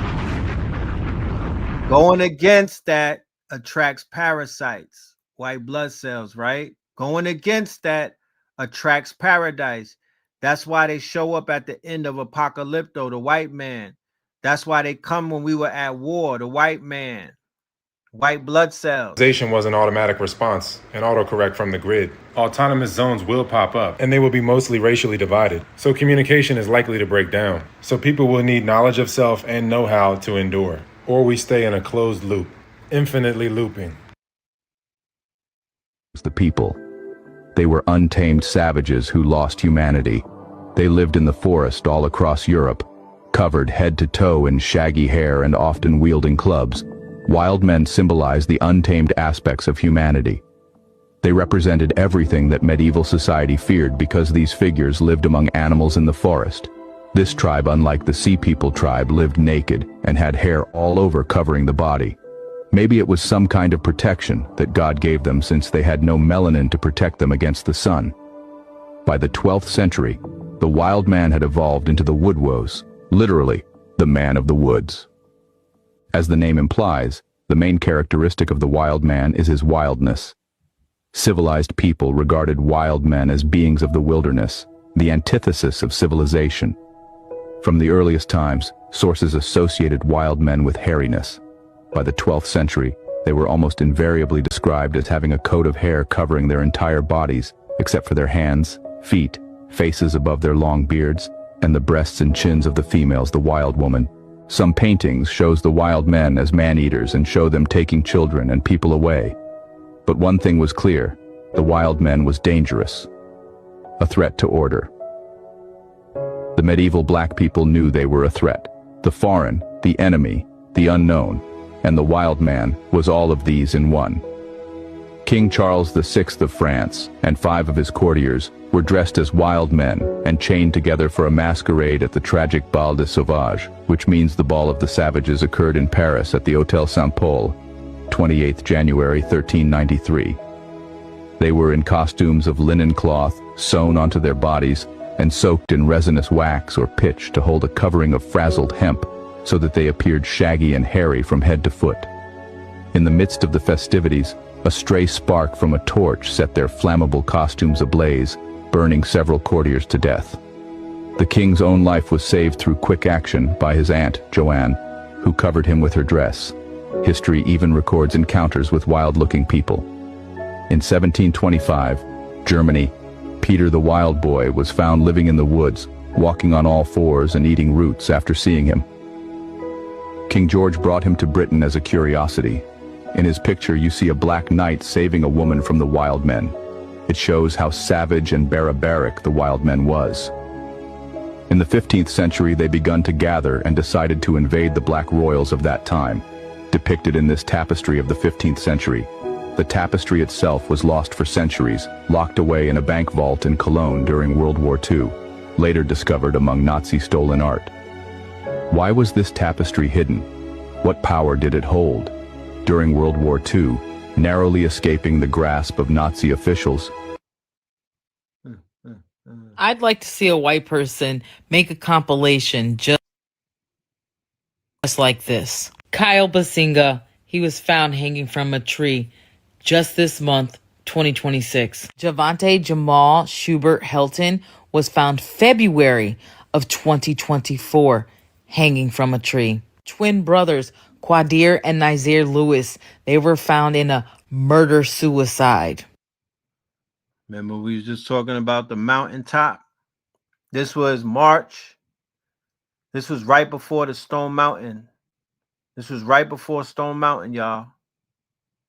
Trey Reed was found September of last year hanging from a tree on Delta State University property. Javon Givens was found in October of 2025 hanging from a tree in New Mexico. Javion McGee was found in September of 2024 in North Carolina with a rope around his neck and dead. In September of 2025, Yo-Yo Lubrin was also found hanging from a tree. There was a black man that was found in June of 2025 in Albany hanging from a tree, and they still haven't identified this man. Tory Medley was found hanging from a tree in Wisconsin back in November of 2025. And Steven Stiles was found back in 2021. So this isn't just starting to happen. It's been happening. These are just some.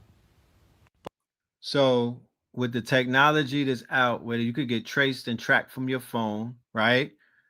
People could definitely get stalked and whatnot too. If niggas had any type of, if they were anything like cartels, or if they had any type of real pride, shit like this would not be occurring, and it won't be happening waiting for Benjamin Crump to say something. There would be some type of military response. There would be some paramilitary responses at this point, and there's none. And that's the sad part.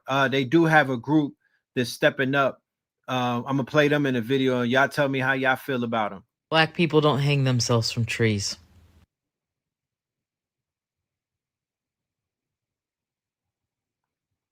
So we need we don't need a cartel. We definitely need a paramilitary army though, and they need to be more armed than the cartel. So if the cartel, which is an illegal criminal organization, if they stepping out like an army, then all of my brothers and sisters who came back from the army, and I said this before, y'all served Uncle Sam, y'all killed in his name. Why are you not a paramilitary private organization? Why do you not look like, why are you not more militarized than the fucking cartel? Where are you? Where do you exist? What groups are your what are your groups called? Where are you in the public though? Because it's enough people that already went to Iraq and y'all was killing motherfucking Arabs for the white man, and y'all did a bunch of other shit. So where's your military presence in neighbor? You're ignoring the fact that black people are being lynched. You're willfully ignoring it. You're running from that shit. This is right here, bro. So this is the video of the young man that just got found hanging and what that they said hung himself. This is him with the police. That's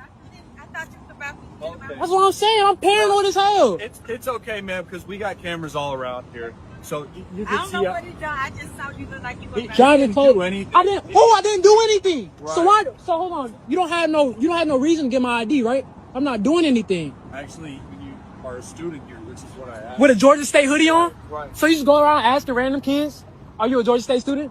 Even the kid with a Georgia State hoodie on? Does that make sense to you, bro? All right, bro. Again, I hope you get the help you need, man. All right. What's up? I'm calm.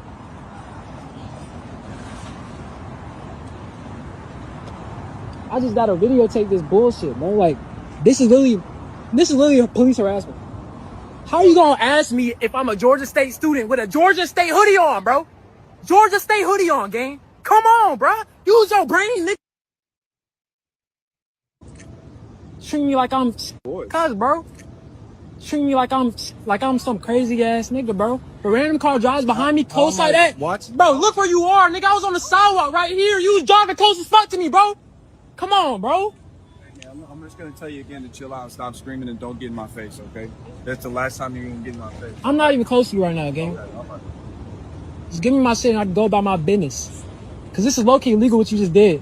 You just checked me for no reason. So it's situations like this that I'm speaking about raises alarms about them people tracking you now, putting Israeli spyware on your phone and tracking you and tracing you, abducting people, stopping them on some sundown shit. I don't trust none of these folks. You feel me? I don't trust none of them, especially when you got situations where you might be suing them and whatnot. Bruh. Well, what was your reason for getting my ID? You said you were a student, so I asked your parents. No. What was your initial reason?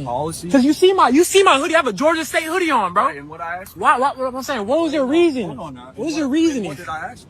What was your reasoning, dude? You can't just ask anybody you're a Georgia State student. What was your reasoning? Did I commit a crime? Did I commit? That's what I'm saying. Thank you. You seen that? Thank you. You seen that shit, right? Yeah, nigga. So he's being harassed. He's being profiled, right? Do not and will not accept any. So here's the group that I'm talking about. Check them out.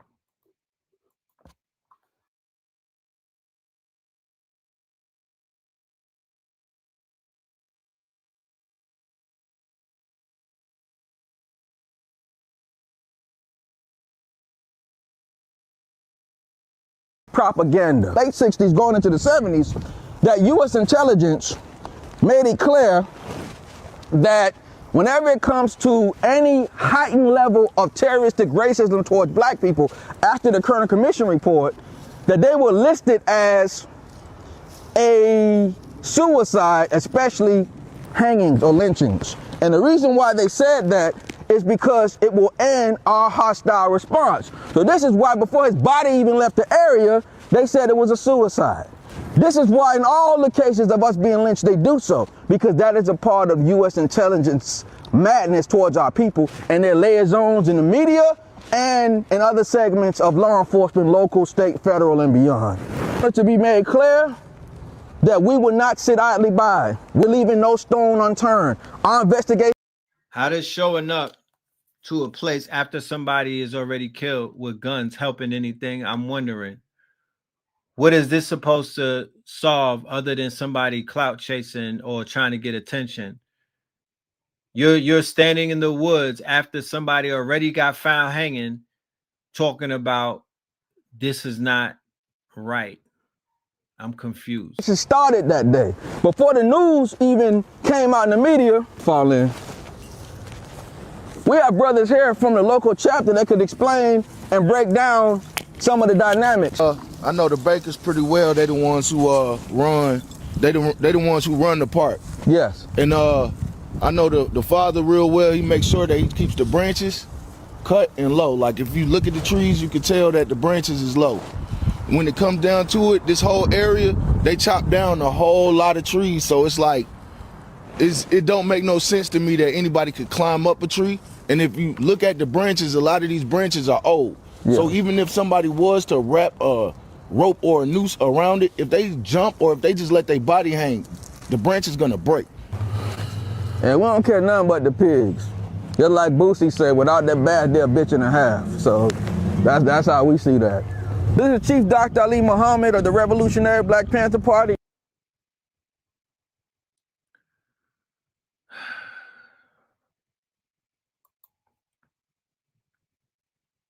What y'all feel about that, man? I did say that I was gonna talk I was gonna talk to y'all like, is that what we need in Black community? Is that what's needed? Is that gonna stop the hangings, or is that provocation? Do you see the sincerity in it?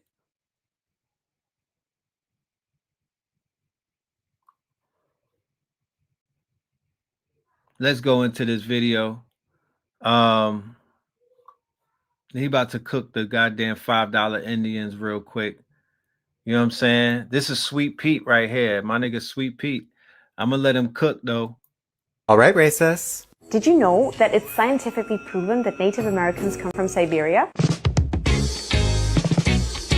We have unpacked this story many times, but there's something that we need to emphasize with today's lesson. I notice this subject tends to draw emotions one way or another, but what people need to realize is that the subjects that I cover comes from studying and learning as I go. I'm not uncovering or unpacking some deep, dark secret from the archives of Moses. I'm just learning alongside my team, and then it's shared with you all. Everything that I learn can be verified. I also give you a little Easter egg by making my captions something you can Google so that you can verify what I cover in my video. Everything is well thought out, with sharing information as the main objective. So please lose the emotions and offer information if you have it. Don't criticize me for something a corporation placed online and then labeled as factual information. Don't punish my eyeballs for something someone else's hand typed. Now, let's get back to business. Anthropology has been a very big topic on the debate of who is original to this nation and land. The most robust truth we have comes from DNA. Genomic sequencing from ancient remains reveals that Native Americans are primarily descended from a population known as ancient North Siberians. Haplogroups that match their profile are primary lineages A, B, C, D, and X, which all point back to a Siberian or East Asian source. History has stated for quite some time that these groups descended through Alaska, but the arrival that precedes Alaska is a group of East Asians and a group of West Eurasians that met and intermingled in the region of Beringia. This group became genetically isolated for thousands of years. It was during that period of isolation that they developed unique genetic markers that define the Native American populations today. The natives entered the Americas in multiple waves, some via land, some via sea. This data is very important to make one emphasis.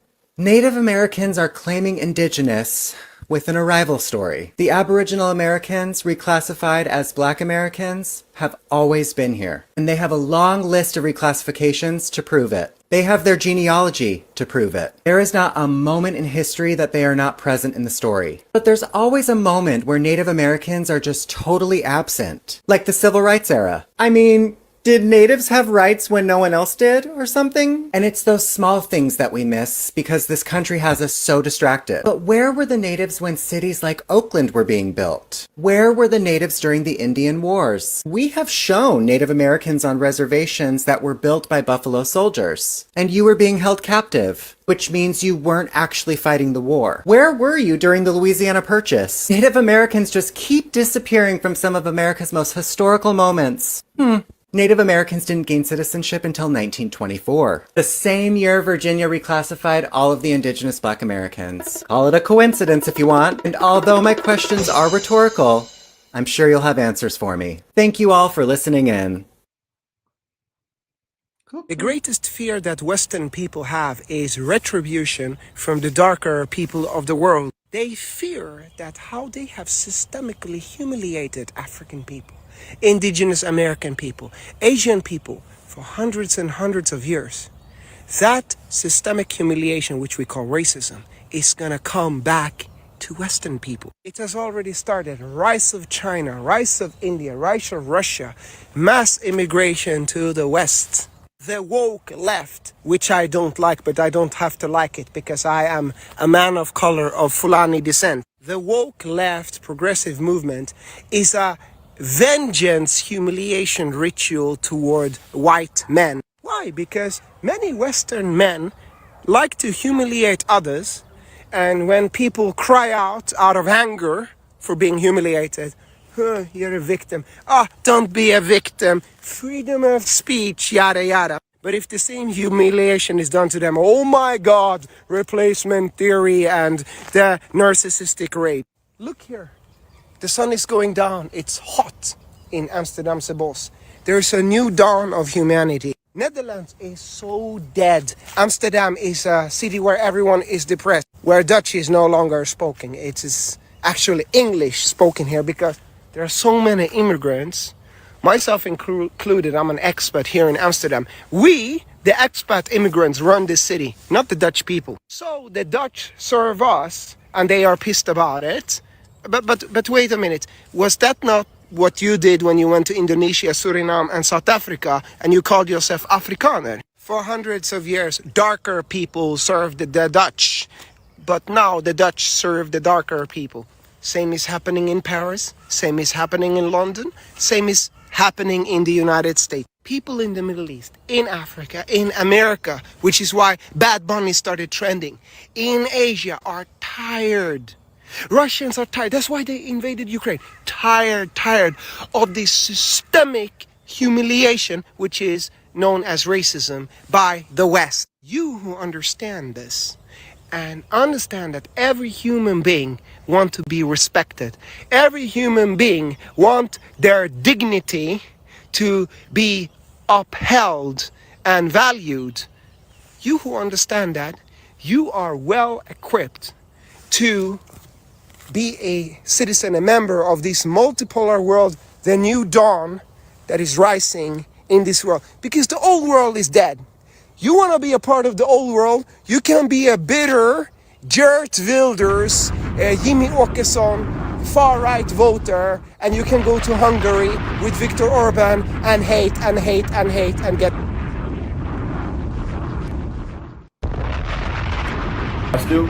Does Israel have...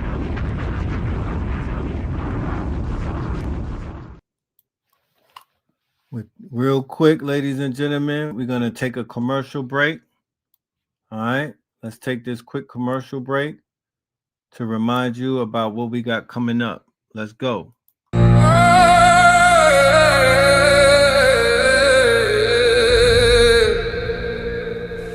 When in Rome, I was thrown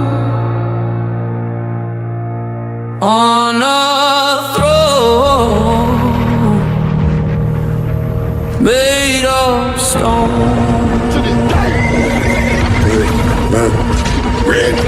Red sky over cobblestone roads. Fire horse run where the river won't flow. I was just a kid with a crown in my head, counting every step, trying to outrun dread. Ladies and gentlemen, this Saturday, at 8 p.m., please join your brother Red Pill for When in Rome, the Fire Horse Apocalypse. Our brother Blue Pill will not be joining us. He is currently in New York City. He got caught up and there was a blizzard out there. He had an event at Nicholas and it got postponed. He does not have his computer, nor does he have his presentation with him. He was not planning on being in New York for more than 3 days, but he has to be out there for about 10 days now. So I spoke to him today. And what we'll be doing is we're going to get his part done, but it will not be on the Saturday. And I don't want to keep pushing this thing back. So I'm going to have my presentation on Saturday, When in Rome. All right. I see. Shout out to everybody who's already got your tickets. And I will see all of the new ticket holders in the building. Yeah, the QR code that you see right there, the white QR code, that'll get you access to the Eventbrite. And you can also get tickets through the Cash App and whatnot. You can also get your tickets through the Cash App that's on the screen. When in Rome, we will see you in the building. The Fire Horse Apocalypse. And what does the Fire Horse Apocalypse entail? And what does it mean? Everything that you've been seeing on this show today. Everything that's been revealing itself. The apocalypse is about a revelation. The apocalypse is about something that's being revealed and whatnot. And what's being revealed in so many ways ever since this calendar year started, when people reflect and say, damn, it's only 2025 and the year is already going crazy. It's already a lot of things going on. Well, one of the main things that's taking place that people are going to respond to, or people should be reflecting on, is that there's an apocalypse taking place. There's an apocalypse, and an apocalypse speaks of an awakening. All right. An apocalypse is basically an awakening. There's a mass awakening taking place. There are a bunch of people who are now on the freshman level where you probably was the first day or the first year that you woke up. There's a lot of people that are freshly woken up. Words that you have said to them now hold more weight. They're curious. They want to know. They're even trying to teach you about shit. Now they conspiracy theorists and whatnot. That could be a good thing and that could be a bad thing. The Fire Horse, we are inside of this new Fire Horse era. The signals are already going off. The signals are already going off. Things are already lining up. It is going to be a monumental calendar year where we're going to see seismic change. Okay, so what we're going to be doing, as we do in this series, we're simply going to be documenting and highlighting the fall. And we're also going to highlight the rise. It's not going to be about all of the things that are going wrong, but it will also deal with the things that are going right. All right, because as many things are going crazy, then that's a plus for you, because if this shit goes crazy, that means that your reality is going to go bonkers, right? So when in Rome, y'all, Saturday, I'll see you in the building. Look here. The sun is going down. It's hot in So my Amsterdam's prediction moving forward is that the gringos, people outside of America are going to start reacting negatively towards America. And you can go to Hungary with Viktor Orban. I was when I was in Latin America, I picked up on the energy, and yeah, it's going to be a negative pushback against gringo culture. So it's imperative that you distinguish the fact that you're not a part of gringo culture. You have to distinguish the fact that you're not a fucking gringo, because it's not really established right now. You are a Black Roman until you show that you're not, right? You are a Black Roman. You're part of the Romanistic Empire until you can show that you're not. And hate and get. So they shot up the goddamn airlines, probably in the Amazon, probably started shooting it up in the Amazon, and the jet leaving Bogota right, to Miami was riddled with bullets. The wing was riddled with bullets when it landed in Miami and whatnot. My only theory is that when they flew over the Amazon or somewhere, the rebels and whatnot probably was shooting at the plane, because anything else doesn't really make too much sense. But yeah, that could have been that could have been ugly. That could have went real crazy. Yeah. And understand that every human being wants to be respected. The whole world is getting sick of this people. They're getting tired of this parasite. French, right? Every other day, something is they're being exposed. They're being revealed. The curtains are coming back. There's a curtain calling them. A Frenchman in his 70s. That's around 200 victims, little boys. And he is giving them, listen, watch this. He's giving them HIV. Listen, watch this. Guys aware of what's happening in Senegal. There's a man called Pierre Roberts that recruits young men to have sexual activities with them. And the worst thing is he has a disease called HIV. Yes. V. Comment the word active. I just done a full breakdown, but it's crazy. This world is such a disgusting place, isn't it? Knowing you think that we're normal. So it's not like this shit wasn't happening before. All of these things were happening before. It's just that people were so asleep that they were not speaking about it. All of this was happening before.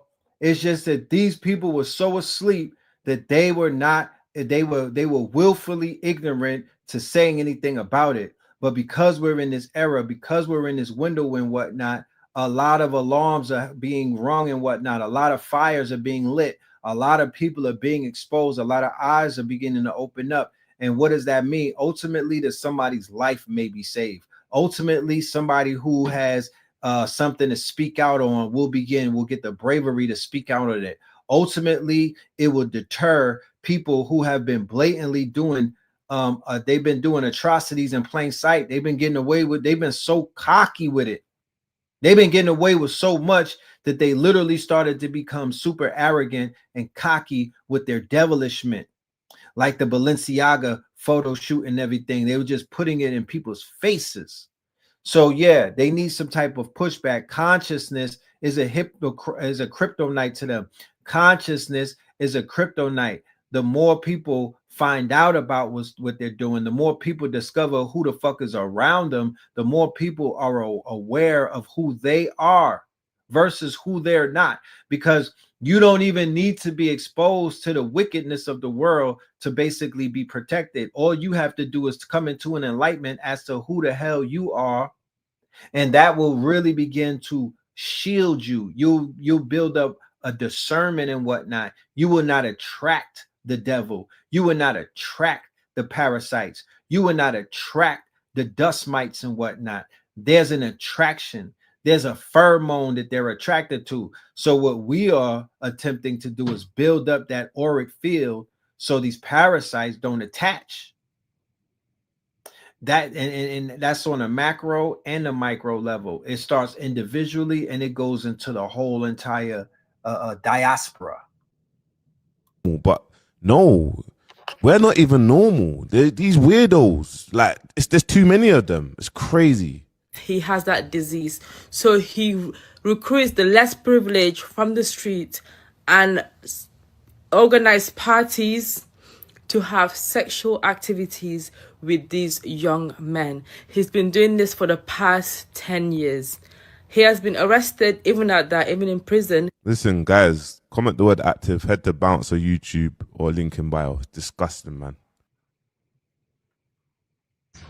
If you've ever found yourself wondering how white women got away easy with slavery, just look at right now.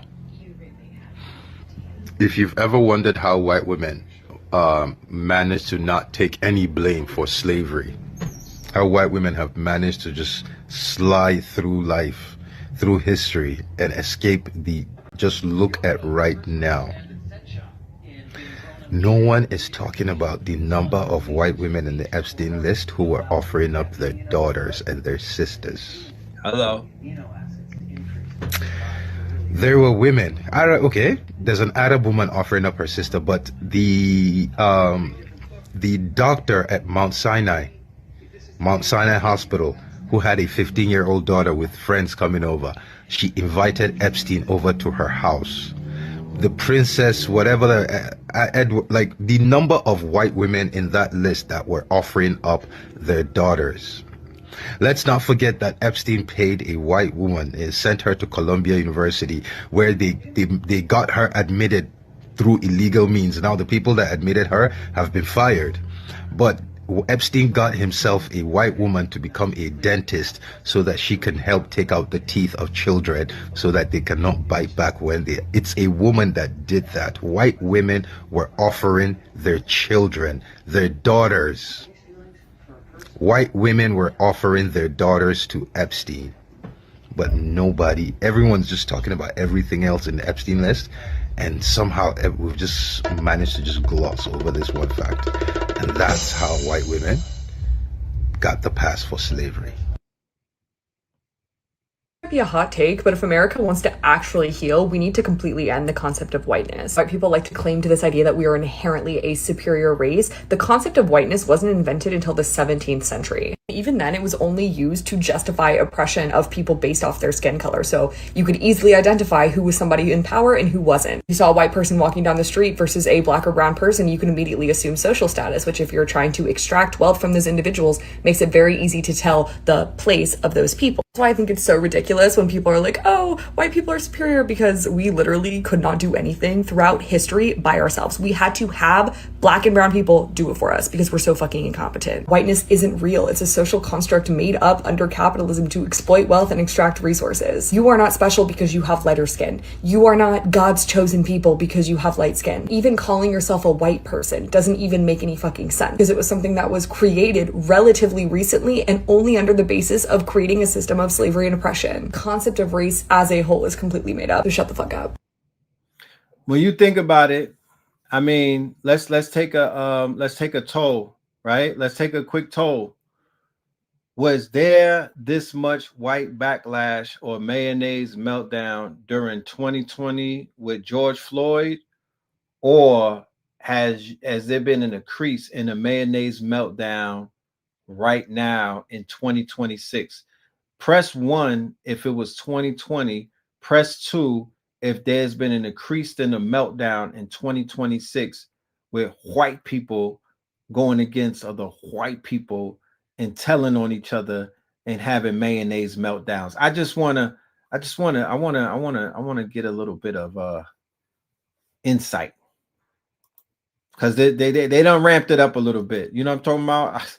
I know it ain't me, but they've ramped it up. They've stepped up their fucking content creation shit. I guess, you know, they've made more content this time around. I'm seeing. You know what I'm saying? They're digging a little bit deeper. They wasn't giving all of this shit during George Floyd. It was all about, I'm sorry, black people. But now they're unraveling the Indians. They're dismantling whiteness as a structure and not a race. They're giving you the fucking Chinese on the railroad history. They're going into niggas' Siberian genomes and shit. It's a little bit different this time around. You know what I mean? They're exposing people who eat people in their families. Like it's a little bit different. I don't know. This is some Noble Drew Ali prophecy type shit. I don't know what's happening, but the meltdown is melting. So Meta, right? Mark Zuckerberg and them. We brought this up before. We're gonna get a little bit deeper into it. We're coming into the wind down, ladies and gentlemen. We're beginning to land our plane right now. Meta patented an AI that takes over your account when you die and keeps posting forever from beyond the grave. All right, now, just make sure that you do not, in the terms of service, give these necromancers, these vampires, the permission to post as you after you go through heaven's gates. You should not want your profile on Facebook to keep communicating with me and anybody else when you're not here, as if we're going to start talking to you and whatnot. I don't like that idea. I don't know. Not through Meta. Not, man. His this wife shit was out. his cousin? You guys remember the dad that took the life of his wife and kid at a hockey game, right? Come to find out, after doing digging, his wife was also his cousin. They share a granddad. More specifically, a great-granddad. Listen.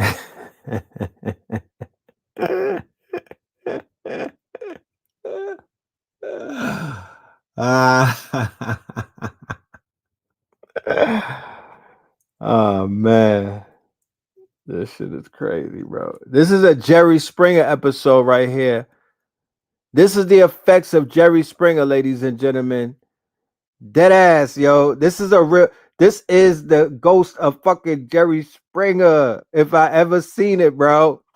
Nigga, this is a Boondocks episode. This is, we'll say live action. This is a live action Disney on Ice episode of fucking Boondocks, nigga. Nigga, what?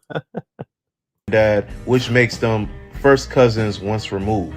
And that's not the... These are the wild men. Remember the video, the wild men, the niggas that were hairy and whatnot? These are the fucking wild men, y'all. These are the children of the Cabbage Patch Kids, nigga, on the orphan trains. This is them. Like, let's really be real. Like, we have to have the conversation, man. Are we gonna build the fucking wall or not, bro? Because it's the assimilation. That's what it was. It's that integration, man. Niggas assimilated into a burning fucking test tube, man. Real talk. This shit is crazy, bro. God damn it. Damn, Jesse Jackson, what did you do? His wife was his cousin? You guys remember the dad that took the life of his wife and kid at a hockey game, right? Come to find out, after doing digging, his wife was also his cousin. They share a granddad. More specifically, a great-granddad, which makes them first cousins once removed. And that's not the only thing going on with this family. Come to find out, his oldest son is the guy that was setting fires to black churches in Texas. So his wife is his cousin, his son is in jail for burning black churches. Also, he was on social media complaining about how his ex-wife didn't accept him for his new journey. Even divorced him when he got the surgery back in 2021. I feel more and more that we might be in a simulation, because how does... What's going on in his family? Also, make sure y'all join the Discord. I'm about to be doing a gaming tournament for all people that support me. Must be a part of the Discord. Debating on the amount. Might be in the 2Ks. So yeah, that'll be dropping sooner or later. What do you guys think about this whole situation? I'm just here reporting the news. Is specifically talking about hunting blacks. It's very peculiar because there's no sender on it. There's not even a redaction. They've taken the whole. Next show, I believe we're gonna pick up where we're gonna leave off right here about the Jeffrey Epstein hunting parties, and we're gonna go down that rabbit hole. And it's not just Jeffrey that's out there hunting niggas. Like, this is a pastime. This is one of their pastimes. This is their new polo. This is the new racquetball, my niggas. You know what I'm talking about? This is the new picket ball for them. Hunting niggas.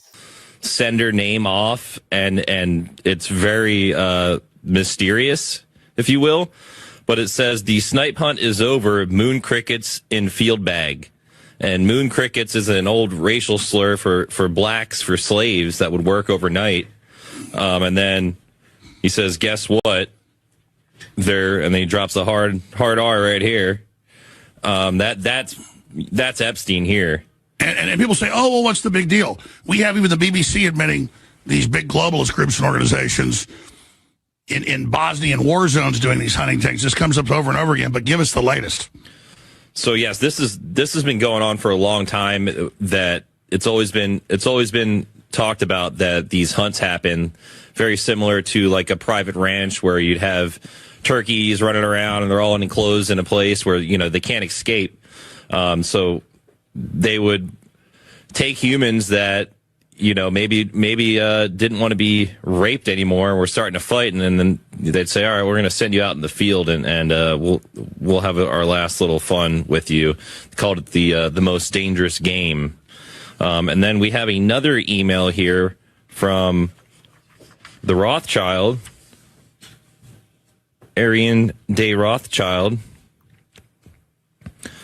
says, thrilling hunt, amazing, old male, amazing hunt. Bankers should be careful. So they're probably killing some globalists that made them mad. They'll also, and again, this is in so many cultures, so much documents, this always comes out, and it's over and over and over and over and over again. And we have witnesses saying they were part of hunts. They'll usually kill one member of the hunt that's being hunted at Zorro Ranch. This just came out with Bohemian Grove. This just comes out over and over again. Sometimes they would be on grounds. Let's be very clear. Alex Jones is the police, okay? That is the police right there. He is control op. Let's be very fucking clear.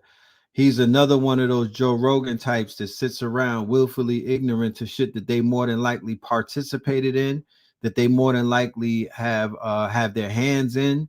You know, this will definitely come out in the future, yo. At these different beautiful mansions where there were woods and they were hunting parties, so we would be dressed up in certain costumes or naked or something and sent to hide and then be hunted.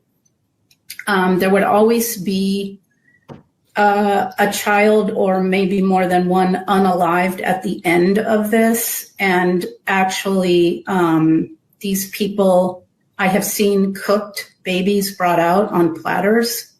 They do eat human flesh. They do drink human blood. And sometimes the rituals would also be outdoors, so there would be like a gang violation. Once again, you got to take a lot of what people say with a grain of salt. You know, propaganda is always real. However, we will explore it. We will go down the rabbit hole. We're going to go and do some of the quote unquote field research to see if these things have credibility. You know, we ain't gonna traumatize you, but we do have to expose what needs to be exposed. You know, this is some Romanistic shit going on. You know what I'm talking about? They was doing that all the way back in Rome. So when in Rome, ladies and gentlemen. Yeah, so with that being said, we're gonna go ahead and get a word from our sponsors. And then we're going to go ahead and let you guys do what you got to do with the rest of your day. All right, let's go. V-Cell Sea Moss, the best tasting sea moss gel in the world.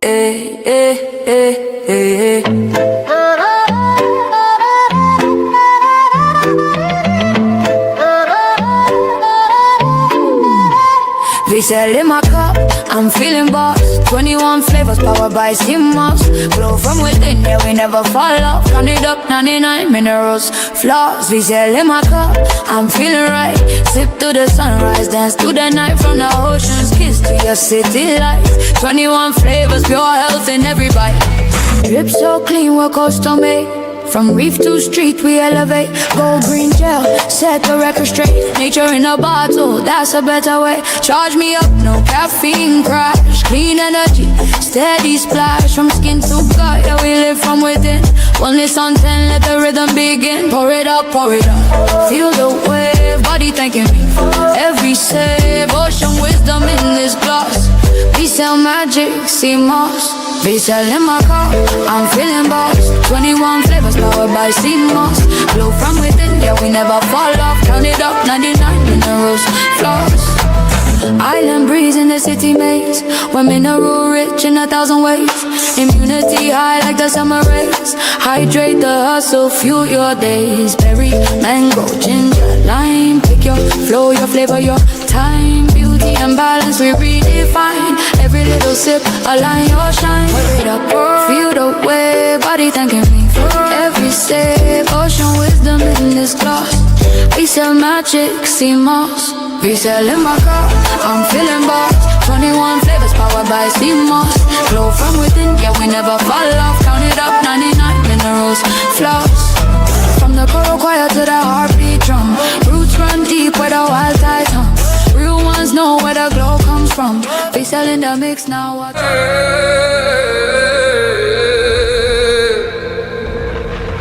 When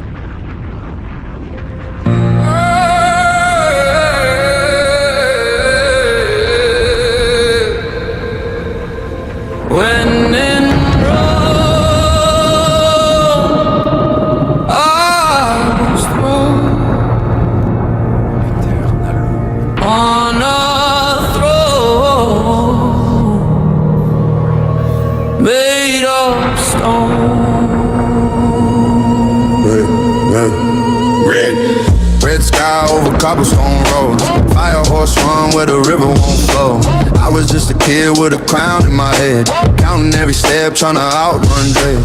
Cards on the table, kings in the hall, gold on the marble, names on the wall. They said, boy, you were born for the war. I said, I'm just trying to find a fire source. Fire horse, racing through the ruins in my veins, of course. Every time they train me, I just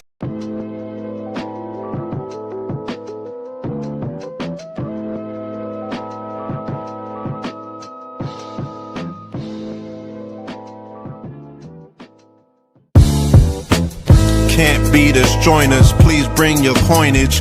We sink 3-pointers, money shots, all net, all vets. Bums we not, jet skiing in them sunny spots. With women edible like gummy drops. Dummy stop, dummy stop. No weapon form can intercept the storm. Once my intellect is on, I'm projecting on magnetic fields and interact with blacks with athletic bills. I'm all about growth and development like residents of Ebbets Fields. Not to choose between woo and chew. We wanna line them colors up like a Rubik's Cube and fade to black, yeah, the truest hue. When you say the black man is God, who you alluded to? The usual Clarence 13X, a worthy guess. The words expressed come from the word in flesh. Elijah M, the NOI versus Leviathan. Messiah sent from the heavenly branches. 7 P's from since G-Dub cut down the cherry tree in the wilderness of North Mex, and we flossing death and forced aggression, or forced perception, forced protection, or forced confessions. It's all a lesson. The sorcerers from Corsica, killer tonics, sticks and drums like the Philharmonic Orchestra. You niggas still playing harmonicas from officers, fabric softener. Jive turkeys popping 5 perkies, playing with keys, the Scotch stores type. For that soft white, we could've caught life, just being forthright. First class on my 4th flight, popping out like Fortnite. Every night we lit like porch lights. The meek shall inherit the earth, oh yeah, the scorched type. And these niggas, they some hoes in these streets. Me, I'm 10 toes in these streets. They lost their souls, niggas got holes in their feet.